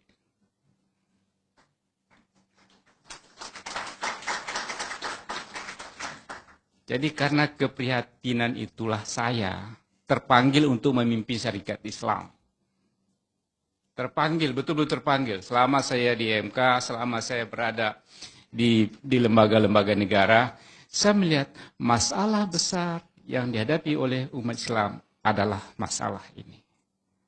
Karena itu sekarang ini saya memfokuskan syarikat Islam kembali kepada hita awalnya sebagai organisasi yang membangkitkan semangat dagang dan usaha. Karena itu saya enak, semua bisa berkumpul di sini. Uhuwanya luar biasa untuk kepentingan ekonomi dan usaha. Di mana-mana saya pengurus sini saya bangkitkan kembali. Tadi udah lama sekali tidur. Sekarang ini luar biasa di daerah-daerah di mana-mana. Saya tanya, dia jadi ketua pengurus SI. Dia bilang, saya Muhammadiyah.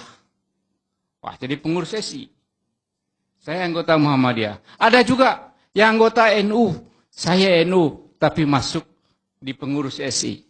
Jadi yang luar biasa, SI ini syarikatnya orang-orang Islam, ada NU, ada Muhammadiyah.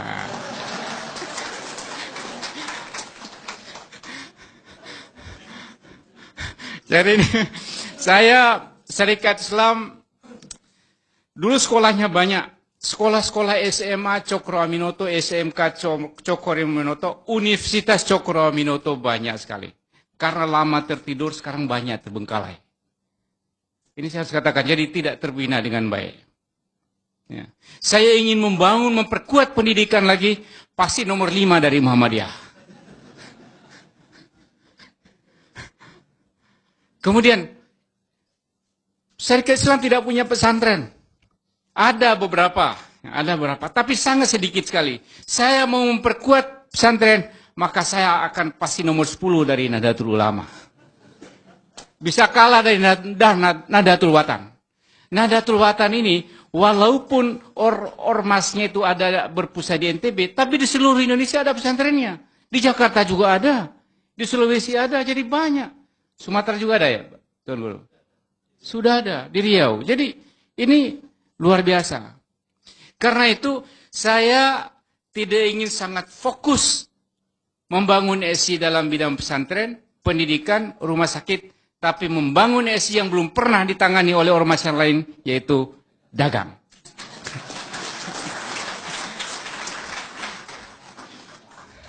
Insya Allah saya yakin uhuwah kita untuk saling bantu-membantu, tolong-menolong dalam berdagang, akan sangat dengan mudah kita lakukan. Dan dengan itulah kita akan membangun peradaban dan kita akan berpengaruh di Indonesia. Demikian, billahi fisabilil haq. Assalamualaikum warahmatullahi wabarakatuh.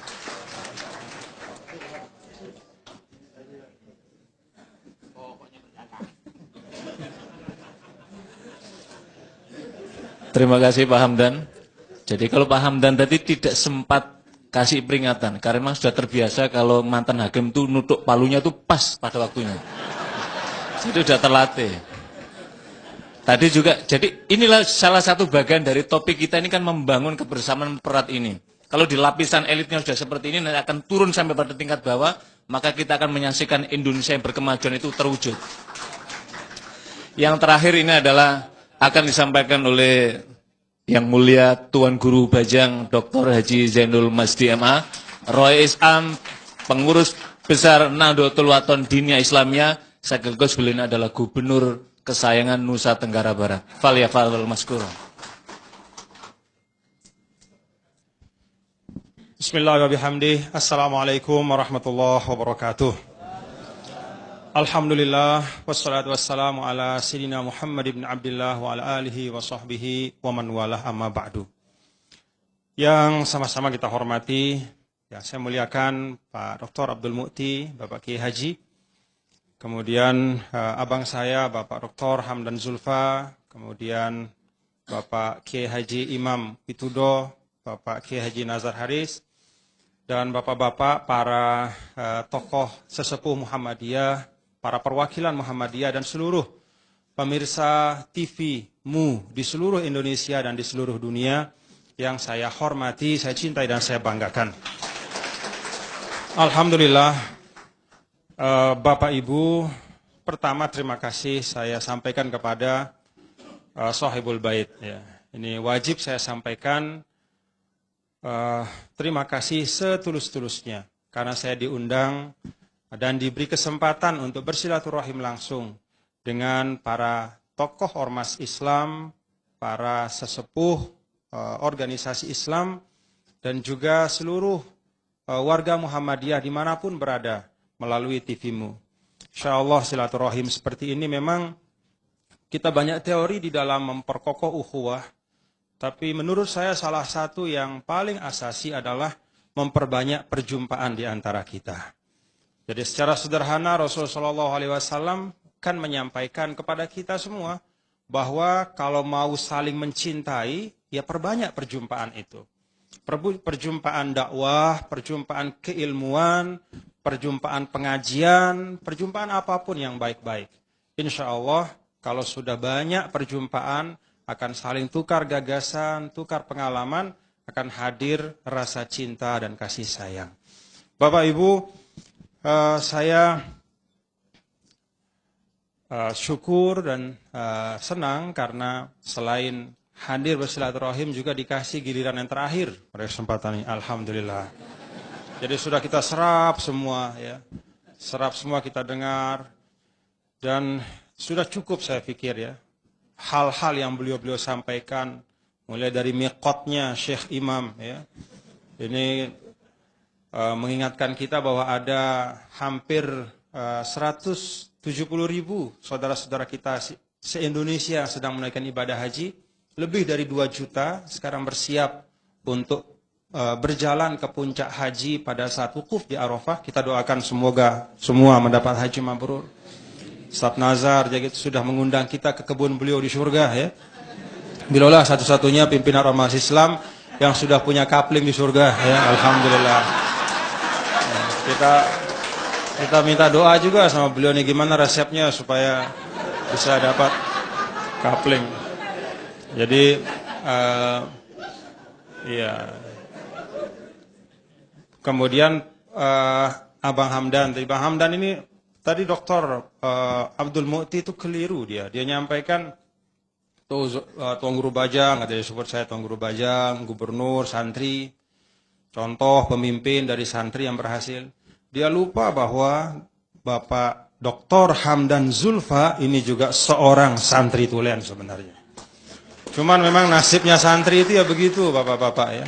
Kayak Pak Imam Witudo itu santri, rambutnya panjang ya. Ya model-model kayak saya itu santri, tapi kalau yang ganteng-ganteng seperti Pak Dr. Hamdan Zulfa itu tidak disebut santri ya. Nah ini juga bagian ini menurut saya yang perlu direkonstruksi ya oleh Muhammadiyah, bahwa santri itu tidak mesti ya. Santri itu bisa berwujud macam-macam ya. bisa menjadi ketua ketua Mahkamah Konstitusi, dan sebelumnya juga Presiden Republik Indonesia, Gus Dur Allah Yarham, dan insya Allah juga semua ruang-ruang yang hebat untuk pengabdian di Republik ini juga sebenarnya dan sesungguhnya sudah diisi oleh santri-santri. Alhamdulillah, kita bersyukur. Bagi saya sebenarnya Bapak Ibu lebih dari penyampaian masing-masing, tapi hadir bersama dan bersilaturahim seperti ini tidak bisa dihargakan ya. Inilah yang menurut saya, kalau di dalam ungkapan Arab itu an-nasu ala dini mulukihim. Masyarakat itu akan mengikuti perilaku dari pemimpin-pemimpinnya. Kalau tokoh-tokoh ormas Islam itu memperbanyak perjumpaan, banyak hadir di dalam forum bersama, dengan tulus dan ikhlas bersama-sama, apalagi forum itu kemudian diisi dengan pembicaraan bersama-sama tentang umat, maka saya yakin betul bahwa banyak lapisan dari para anggota organisasi masing-masing itu yang otomatis akan berukhuwah. Karena dia lihat pemimpinnya berukhuwah. Tapi kalau kita sebagai pemimpin jarang-jarang ketemu, ya, jarang-jarang saling mengundang, atau kita berstatement dari jauh satu sama lain yang mungkin saling menafikan, pasti umat akan menangkap itu sebagai sinyal putusnya ukhuwah. Maka pada malam hari ini pahala yang paling besar untuk TV-mu, insya Allah. Kemudian yang kedua untuk PP Muhammadiyah, dan insya Allah untuk kita semua, inilah langkah kita untuk menunjukkan bahwa umat Islam di Indonesia ini sesungguhnya umat yang satu. Inna hadhihi ummatukum ummatan wahidah. Bapak Ibu Saudara sekalian, saya ingin tambahkan beberapa hal saja. Pertama, berukhuwah menurut saya harus dilandasi dengan sikap hati dan kesadaran. Kesadaran apa? Pertama, bahwa kesadaran kita semua, agenda umat di Indonesia, atau kalau kita bahasakan dengan bahasa yang lebih umum, lebih universal, agenda bangsa ini tidak akan mungkin diselesaikan oleh satu kelompok saja. Agenda umat di Indonesia juga tidak mungkin bisa diselesaikan oleh satu ormas saja. Sebesar apapun ormas itu. Apalagi kalau ormasnya kecil. Nahdlatul Wathon itu katanya di NTB itu ormas yang paling besar. Tapi secara real di dalam keseharian menangani problematika umat, banyak situasi-situasi di mana Nahdlatul Wathon itu bisa tidak berdaya untuk menangani masalah itu. Butuh uluran tangan dari organisasi yang lain, bahkan butuh uluran tangan dari yang tidak berorganisasi. Artinya apa? Bahwa agenda umat, tanggung jawab itu adalah tanggung jawab yang mutakafiah di atas semua bahu-bahu kita bersama-sama. Ini harus menjadi kesadaran kita bahwa ini tugas bersama. Yang kedua, kesadaran bahwa perbedaan itu bukanlah sebab untuk kita saling menjauh satu sama lain. Ini bapak-bapak, ibu mudah diretorikakan, tetapi sering terpeleset kita di dalam keseharian, di dalam amaliyah kita. Kita sering sekali, ya contoh di Nahdlatul Wathon saja, sebagai muhasabah kepada kami, wacana-wacana yang dikembangkan itu seringkali kemudian dimaknakan oleh umat bahwa perbedaan itu adalah sesuatu yang destruktif. Padahal perbedaan umat Rasul Shallallahu Alaihi Wasallam ini adalah kebaikan dan kemuliaan. Saya punya guru, Syekh Abdul Wahab Asy'arani. Saya katakan guru karena saya punya sanad kepada beliau. Beliau menyampaikan dalam kitab beliau, Mizan Al-Kubra, bahwa semua pendapat-pendapat ulama mazhab, ya, mau sebut mazhab Hanafi, Syafi'i, Maliki, Hambali, dan bahkan mazhab-mazhab muktabar yang lain, itu sah dan valid pada tempat dan kondisinya masing-masing. Jadi itu sah dan valid pada tempat dan kondisinya masing-masing. Sehingga tidak ada seorang pun yang bisa selama masih dalam ruang yang memiliki dasar dan dalil yang jelas untuk mengklaim bahwa dia lebih baik dan lebih benar. Bahkan kalau kata kaedah usuliyah itu, al-amru idza dhaqa ittasa. Sesuatu itu kalau dia menyempit, otomatis dia akan melebar. Sesuatu itu, problem itu ketika dia terasa sangat problematik dan sangat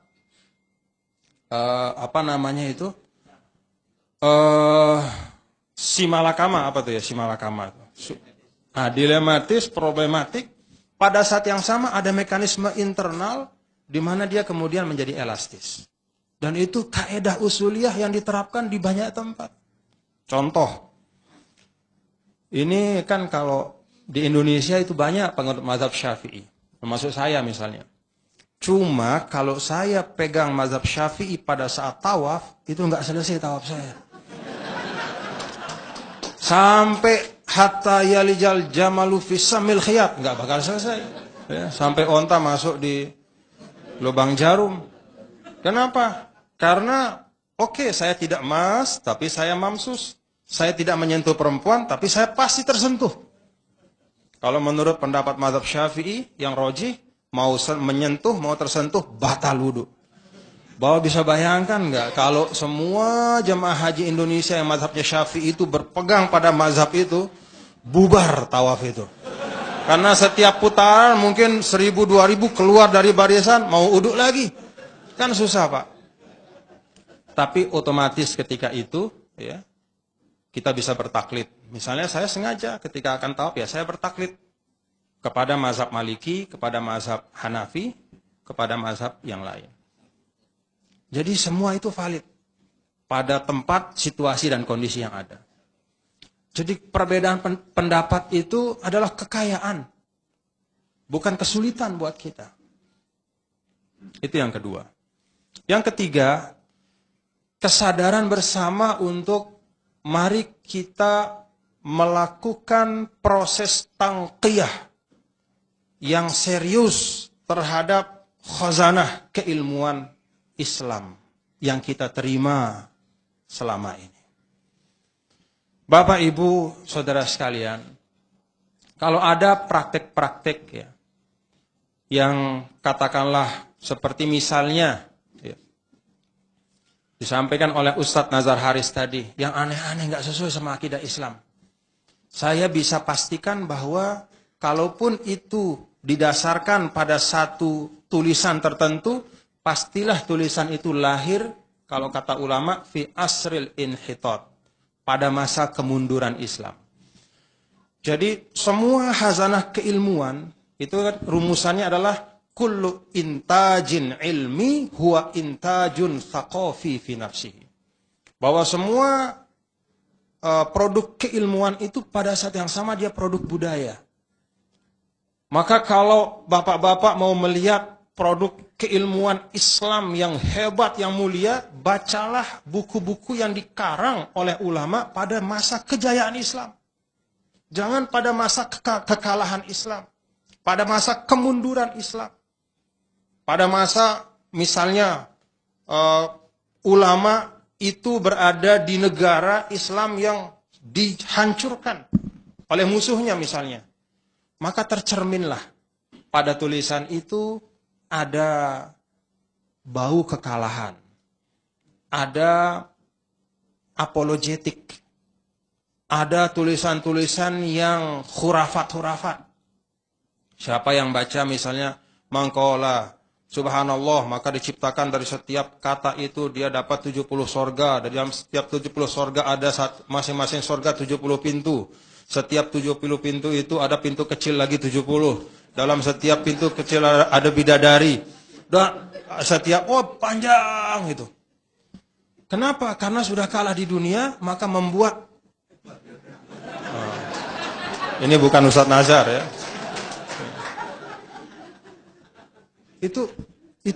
Seperti itulah karakter dari sebagian khazanah turos yang kita warisi. Tapi itu tidak banyak. Cuman memang ada sebagian yang itu masih dibaca oleh kita. Maka tugas kita menurut saya adalah kita benar-benar melakukan tangqiyah ilmiah.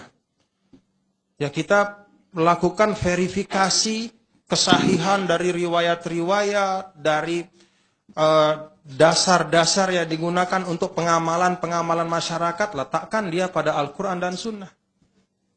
Serta pendapat para ulama yang muktabar. Maka pada akhirnya nanti kemudian akan terjadi akumulasi pengetahuan yang lebih sahih dan lebih baik. Dan itu akan mendekatkan kita. Saya meyakini Bapak Ibu bahwa proses keilmuan itu kalau digunakan dengan baik, ya, itu akan mendekatkan kita satu sama lain. Dulu Imam Ahmad bin Hambal pernah menyampaikan, dan ini juga terjadi berulang-ulang kan, sejarah itu repetisi. Bahwa Imam Ahmad bin Hambal mengatakan, La zilna nal'anu ahlar ro'i wa yal'anunana hatta ja'a syafi'i famazzaja bainana. Kami ini tidak henti-hentinya di mimbar-mimbar kita laknat ahlur ro'i. Orang yang pakai rasio. Padahal pada zaman itu yang disebut ahlur ro'i atau para rasionalis itu sebenarnya juga orang-orang yang sangat konsisten pada nas. Cuma perspektifnya berbeda. Seperti Imam Abu Hanifah dan kelompok-kelompok ahli Irak pada waktu itu. Wayal anunana dan sebaliknya juga. Para rasionalis itu selalu melaknat kami, para katakanlah ahlul hadis atau tekstualis. Hatta ja'a syafi'i famazaja bainana. Kemudian datanglah Imam Syafi'i menciptakan metodologi yang bisa merangkum kekayaan dua hazanah ini. Kita perlu Bapak Ibu, untuk konteks Indonesia, misalnya Islam Indonesia ini, yang ada hidup berkembang di Indonesia, ya Majelis Tarjih Muhammadiyah, kemudian Majelis Bahsul Masail NU, kemudian ormas-ormas yang lain, ya marilah kita buat hal-hal, katakanlah usus ilmiah untuk memperkuat ukhuwah kita. Saya kok yakin Bapak Ibu, kalau kita bicara dengan hati yang tenang, dengan kejernihan niat hati, ketulusan niat, maka kita bisa akan sampai pada kedekatan. Insya Allah. Kemudian yang terakhir, kesadaran bahwa kita perlu menemukan agenda bersama yang tadi sudah beliau sampaikan dari Pak Kiai Imam, kemudian Bang Hamdan, kemudian Pak Kiai Nazar Haris. Perlu ada agenda bersama kita. Ya, agenda bersama kita menurut saya kalau konteks NTB misalnya Bapak Ibu, ya. NTB itu Islamnya nggak usah diragukan. Ya. NTB itu Islamnya adalah Islam yang 170 tahun diduduki, dikuasai, dalam tanda kutip, bahasa lugasnya dijajah oleh Bali Timur, tidak seorang pun beralih menjadi seorang Hindu. Boleh lidahnya orang Lombok itu agak-agak mirip sama orang Bali. Ya. Seperti lidah saya misalnya. Pakaiannya pun, adatnya agak ada kemiripan. Tetapi agama tidak bisa bergeser. Jadi Islam di NTB itu kuat dan kokoh. Tetapi agenda kita memang untuk NTB adalah bagaimana membangun ekonomi umat. Jadi kami ingin belajar ya, dari tempat-tempat di mana ekonomi umat itu bisa dibangun. Dan disinilah tempat di mana ormas-ormas Islam juga bisa melakukan inkubasi di dalam kesuksesan pembangunan ekonomi ini. Muhammadiyah jangan hanya sukses sendiri urusan ekonomi umat. Ya. Bagi-bagilah kesuksesannya kepada yang lain. Ya. Nahdlatul Ulama juga jangan sendirian sukses di dalam bagaimana membangun basis pesantren, pengajian yang kokoh kuat dan menjadi jaring pengaman untuk menjaga di bawah. Bagi-bagilah kepada yang lain. PUI juga demikian. Ya. Bagaimana membangun kekuatan-kekuatan yang luar biasa, berbasis mulai dari Jawa Barat terus menyebar ke seluruh Indonesia. Bagi-bagilah dengan yang lain. Jadi menurut saya kita perlu saling berbagi cara-cara untuk membangun. Dan untuk NTB terus terang memang agenda kami adalah bagaimana membangun kekuatan umat melalui kekuatan ekonomi. Alhamdulillah, Nusa Tenggara Barat itu 2015 adalah provinsi dengan pertumbuhan ekonomi tertinggi di Indonesia. Kemudian 2016 ini sampai semester 1 kita juga pertumbuhan ekonomi kedua tertinggi. 2015 itu pertumbuhan kita sampai 21%. 2016 ini semester pertama 9,9%. Dan itu adalah buah dari kerja bersama umat yang ada di NTB. Mudah-mudahan bisa terus maju ke depan, dan disinilah letak ruang yang sangat luas bagi ormas Islam untuk terus memberikan kontribusi yang nyata. Semoga Allah memudahkan. Wallahumma muwaffiq wal hadi ila sabilir rasyad. Assalamualaikum warahmatullahi wabarakatuh.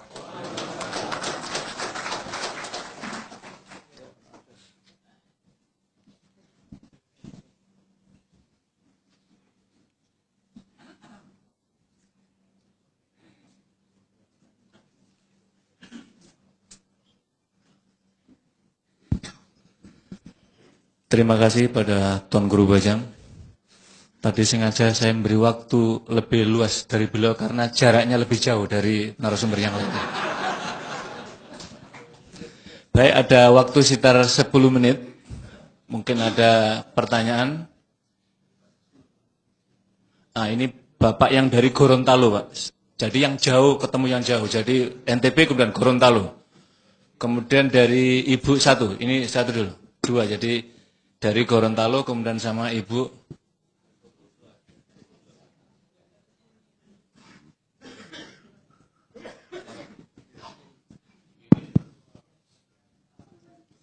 Auzubillahi minasyaitonirrajim. Bismillahirrahmanirrahim. Assalamualaikum warahmatullahi wabarakatuh.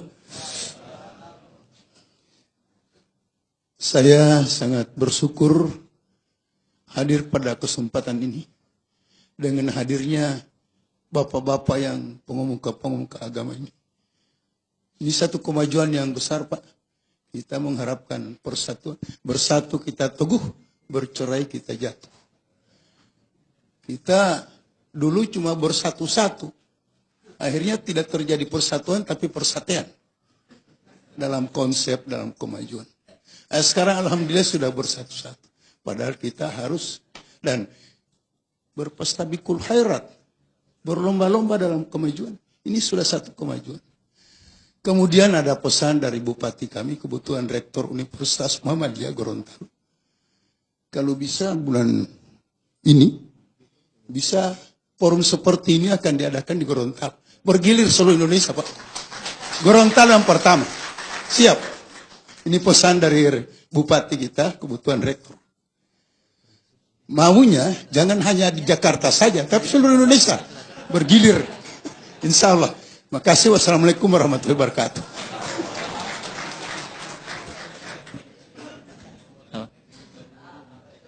Terima kasih. Berikutnya Ibu silakan dikenalkan dan dari mana Ibu? Bismillahirrahmanirrahim. Assalamualaikum warahmatullahi wabarakatuh. Nama saya Samsidar Sregar dari Sekretaris Aisyah Wilayah DKI Jakarta. Tadi sudah kita dengar bahwa dalam memperkuat ukhuwah adalah dengan akidah. Dan juga tadi dari NTB bahwa kita harus ada menjadi agenda bersama. Ke depan DKI tentunya perlu ada kerjasama umat Islam. Kita ada tugas kita, bulan 2 besok akan ada memilih gubernur muslim tentunya. Itu adalah kerjasama umat Islam yang pertama, tidak ada kata lain. Walaupun maaf ya, mungkin dari NU, ada pemuda NU-nya memang jadi tim sukses dari seseorang itu.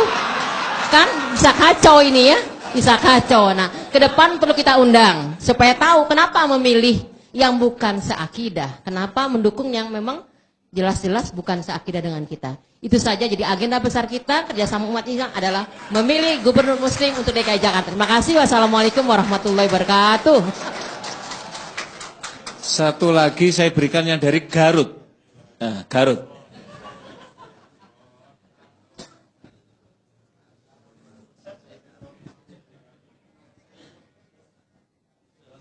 Assalamualaikum warahmatullahi wabarakatuh. Saya Hairul Soleh dari Garut. Majelis Tabligh seluruhnya 14 orang, 16 semuanya, dan menghadiri pengajian bulanan ini. Pertanyaannya untuk seluruhnya, ini enggak menyangkut tentang hadis, tapi dalam Al-Quran surat Al-Baqarah ayat 275 perlu dipikirkan bersama. Sebab di tempat saya, dari rumah, motor, segalanya itu selalu dari riba, Pak. Dan itu riba paling kecil kan dalam hadisnya itu sama dengan menjinahi ibunya sendiri. Bagaimana baik Bapak yang SI ya, yang pertama, kemudian Bapak yang Nahdlatul Wathon atau seluruhnya, Bapak dokter, haji, profesor dan sebagainya, saya minta jawaban supaya Islam bersatu untuk memerangi yang namanya riba itu. Sekian, terima kasih. Assalamualaikum warahmatullahi wabarakatuh. Terima kasih, karena waktunya jam 10 harus selesai. Kami berikan pada para narasumber 1 menit, 1 menit.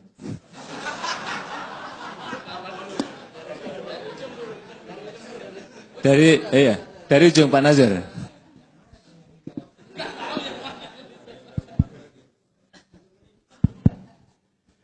Ya, bismillahirrahmanirrahim, 1 menit. Jadi untuk masalah riba, memang itu masalah yang krusial di tengah masyarakat kita. Cuma dalam sirah nabawiyah, kalau kita baca, itu hikmatut tasyri' dalam masalah riba itu, penghapusannya belakangan. Paling akhir, yang diluruskan masalah ekonomi itu adalah masalah riba. Paling akhir. Ya, bahkan itu sudah masuk ke dalam haji wada. Itu. Ya. Jadi, bukannya kita tidak prioritas pembahasan tentang memberantas riba, tapi kita bangunlah sendi-sendi fundamental kebangkitan umat ini dari sisi ekonomi, dari sisi politik dan lain sebagainya. Nanti di ujungnya kita berantas riba. Ya. Kemudian Ibu, ya, tentang pilkada. Ya. Pilkada ini seharusnya umat Islam punya komitmen bersama.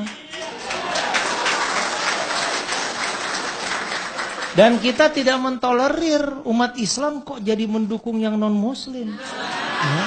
Bahkan sampai seorang Quick Kiangi juga mengatakan haknya umat Islam untuk memilih yang muslim. Nggak boleh dibatasi, dan itu bukan sara untuk tidak mau memilih yang non-muslim, itu bukan sara.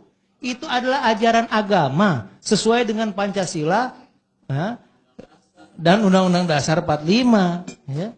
Dan itu sesuai hak umat Islam untuk menentukan pemimpinnya harus muslim. Terus tadi yang pertama ya Pak ya, silahkan Pak, kita siap insya Allah. Hadanallahu iyyakum. Ya, terima kasih. Jadi untuk masalah riba itu yang kami bisa lakukan misalnya di NTB, ya kan, ada pendekatan kultural struktural. Kalau yang kultural ya melalui tuan guru dan semua tokoh-tokoh masyarakat gitu ya. Itu maksud dari keluarga juga, pendidikan Islam. Yang secara struktural yang kami lakukan, pertama kami menyiapkan konversi Bank NTB menjadi Bank NTB Syariah. Jadi full konversi, dan kalau itu terwujud insya Allah 2018 akan menjadi bank daerah yang full menjadi syariah kedua setelah Aceh, Nanguro Aceh Darussalam insya Allah. Kemudian juga kami sedang menyiapkan raperda untuk perubahan PDBPR NTB yang menjadi payung dari seluruh BPR milik pemerintah daerah seluruh NTB, itu juga dirubah, dikonversi full menjadi PT BPR NTB Syariah. Itu bagian kecil ya, upaya untuk bagaimana memudahkan agar jangan hanya kita melarang tapi juga menyiapkan pengganti yang lebih baik. Terima kasih. Assalamualaikum warahmatullahi wabarakatuh. Iya, ini benar tadi apa sampaikan, memang riba itu yang terakhir ya, yang dihapus, diharamkan. Dan saya kira kesadaran terakhir kita juga pada saat sekarang ini urusan dagang.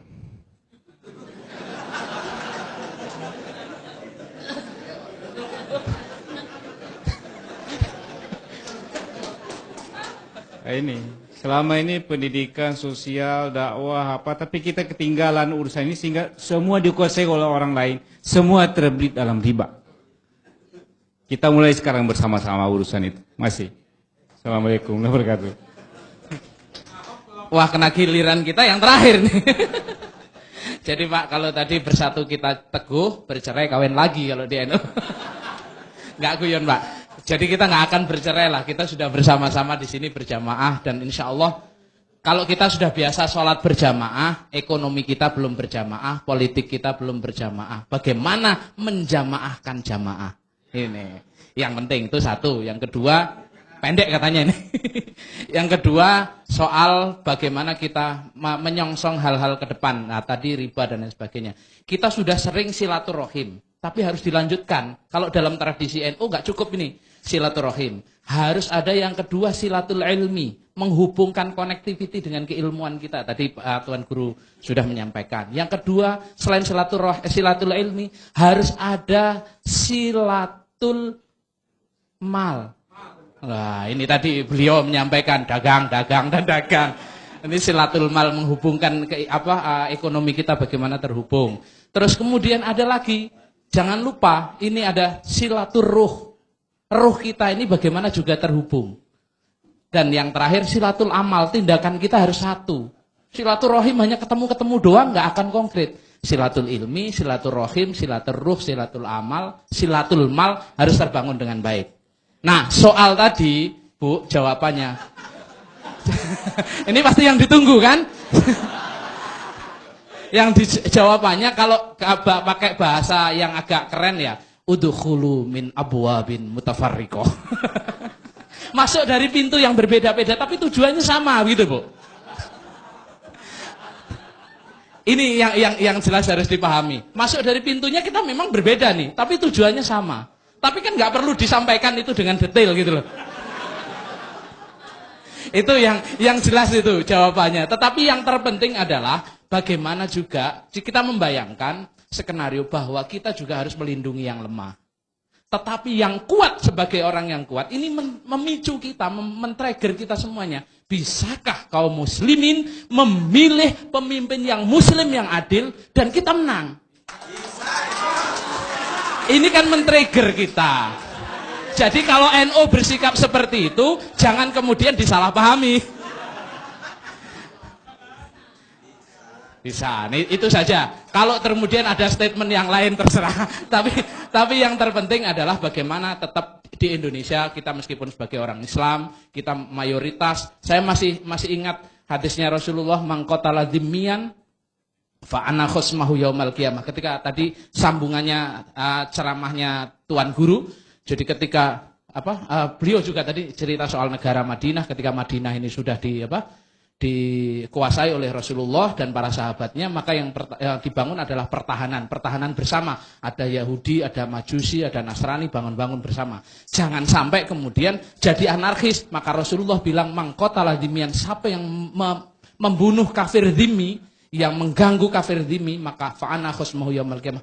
Aku akan menjadi musuhnya di hari kiamat dan dia tidak akan mencium harumnya bau surga. Artinya, meskipun kita sebagai umat yang mayoritas, wajib hukumnya kita melindungi yang minoritas. Begitu. Terima kasih. Kalau soal tujuan kita tetap satu lah insya Allah. Terima kasih.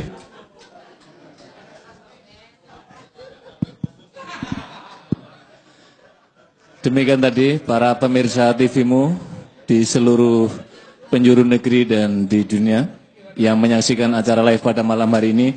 Kita baru saja menyaksikan hadirnya tokoh-tokoh dari Tuan Guru, dari Ketua Umum Nahdlatul Wathon, kemudian Pak Dr. Haji Hamdan Zulfa dari Syarikat Islam, kemudian Pak Nazir Haris dari Ketua Umum PUI, kemudian Mas Imam Pituduh dari PP Nahdlatul Ulama. Jadi kita ingin memberikan teladan kepada para pemirsa bahwa sesungguhnya yang kita penting adalah bagaimana kita menyatukan taswiyatul manhaj kita, taswiyatul harokah kita, supaya terjadi persatuan umat Islam dan kita inginkan bahwa umat Islam ini senantiasa jaya di negeri yang kita cintai ini.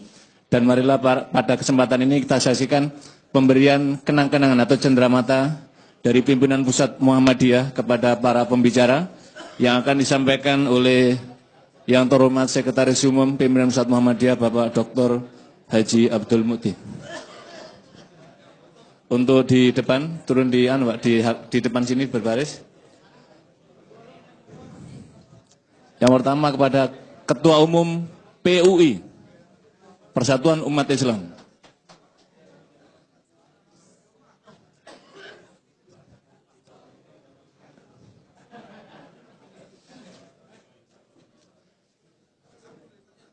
Kepada Ketua Umum PB Nahdlatul Wathon selanjutnya, Tuan Guru Bajang.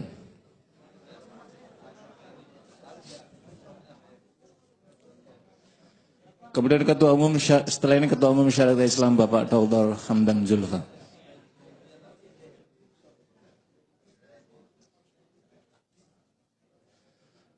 Dan kepada Gus Imam Pitudo selanjutnya dari PB Nahdlatul Ulama.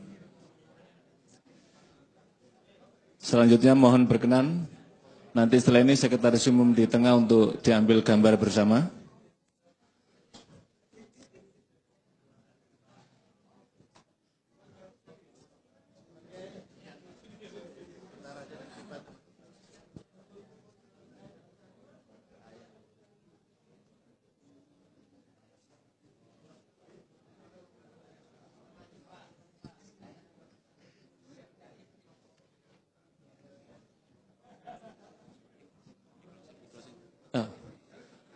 Para pemirsa TVmu, demikian akhir dari pengajian bulanan kita pada malam hari ini dan sekarang adalah sesi pengambilan gambar.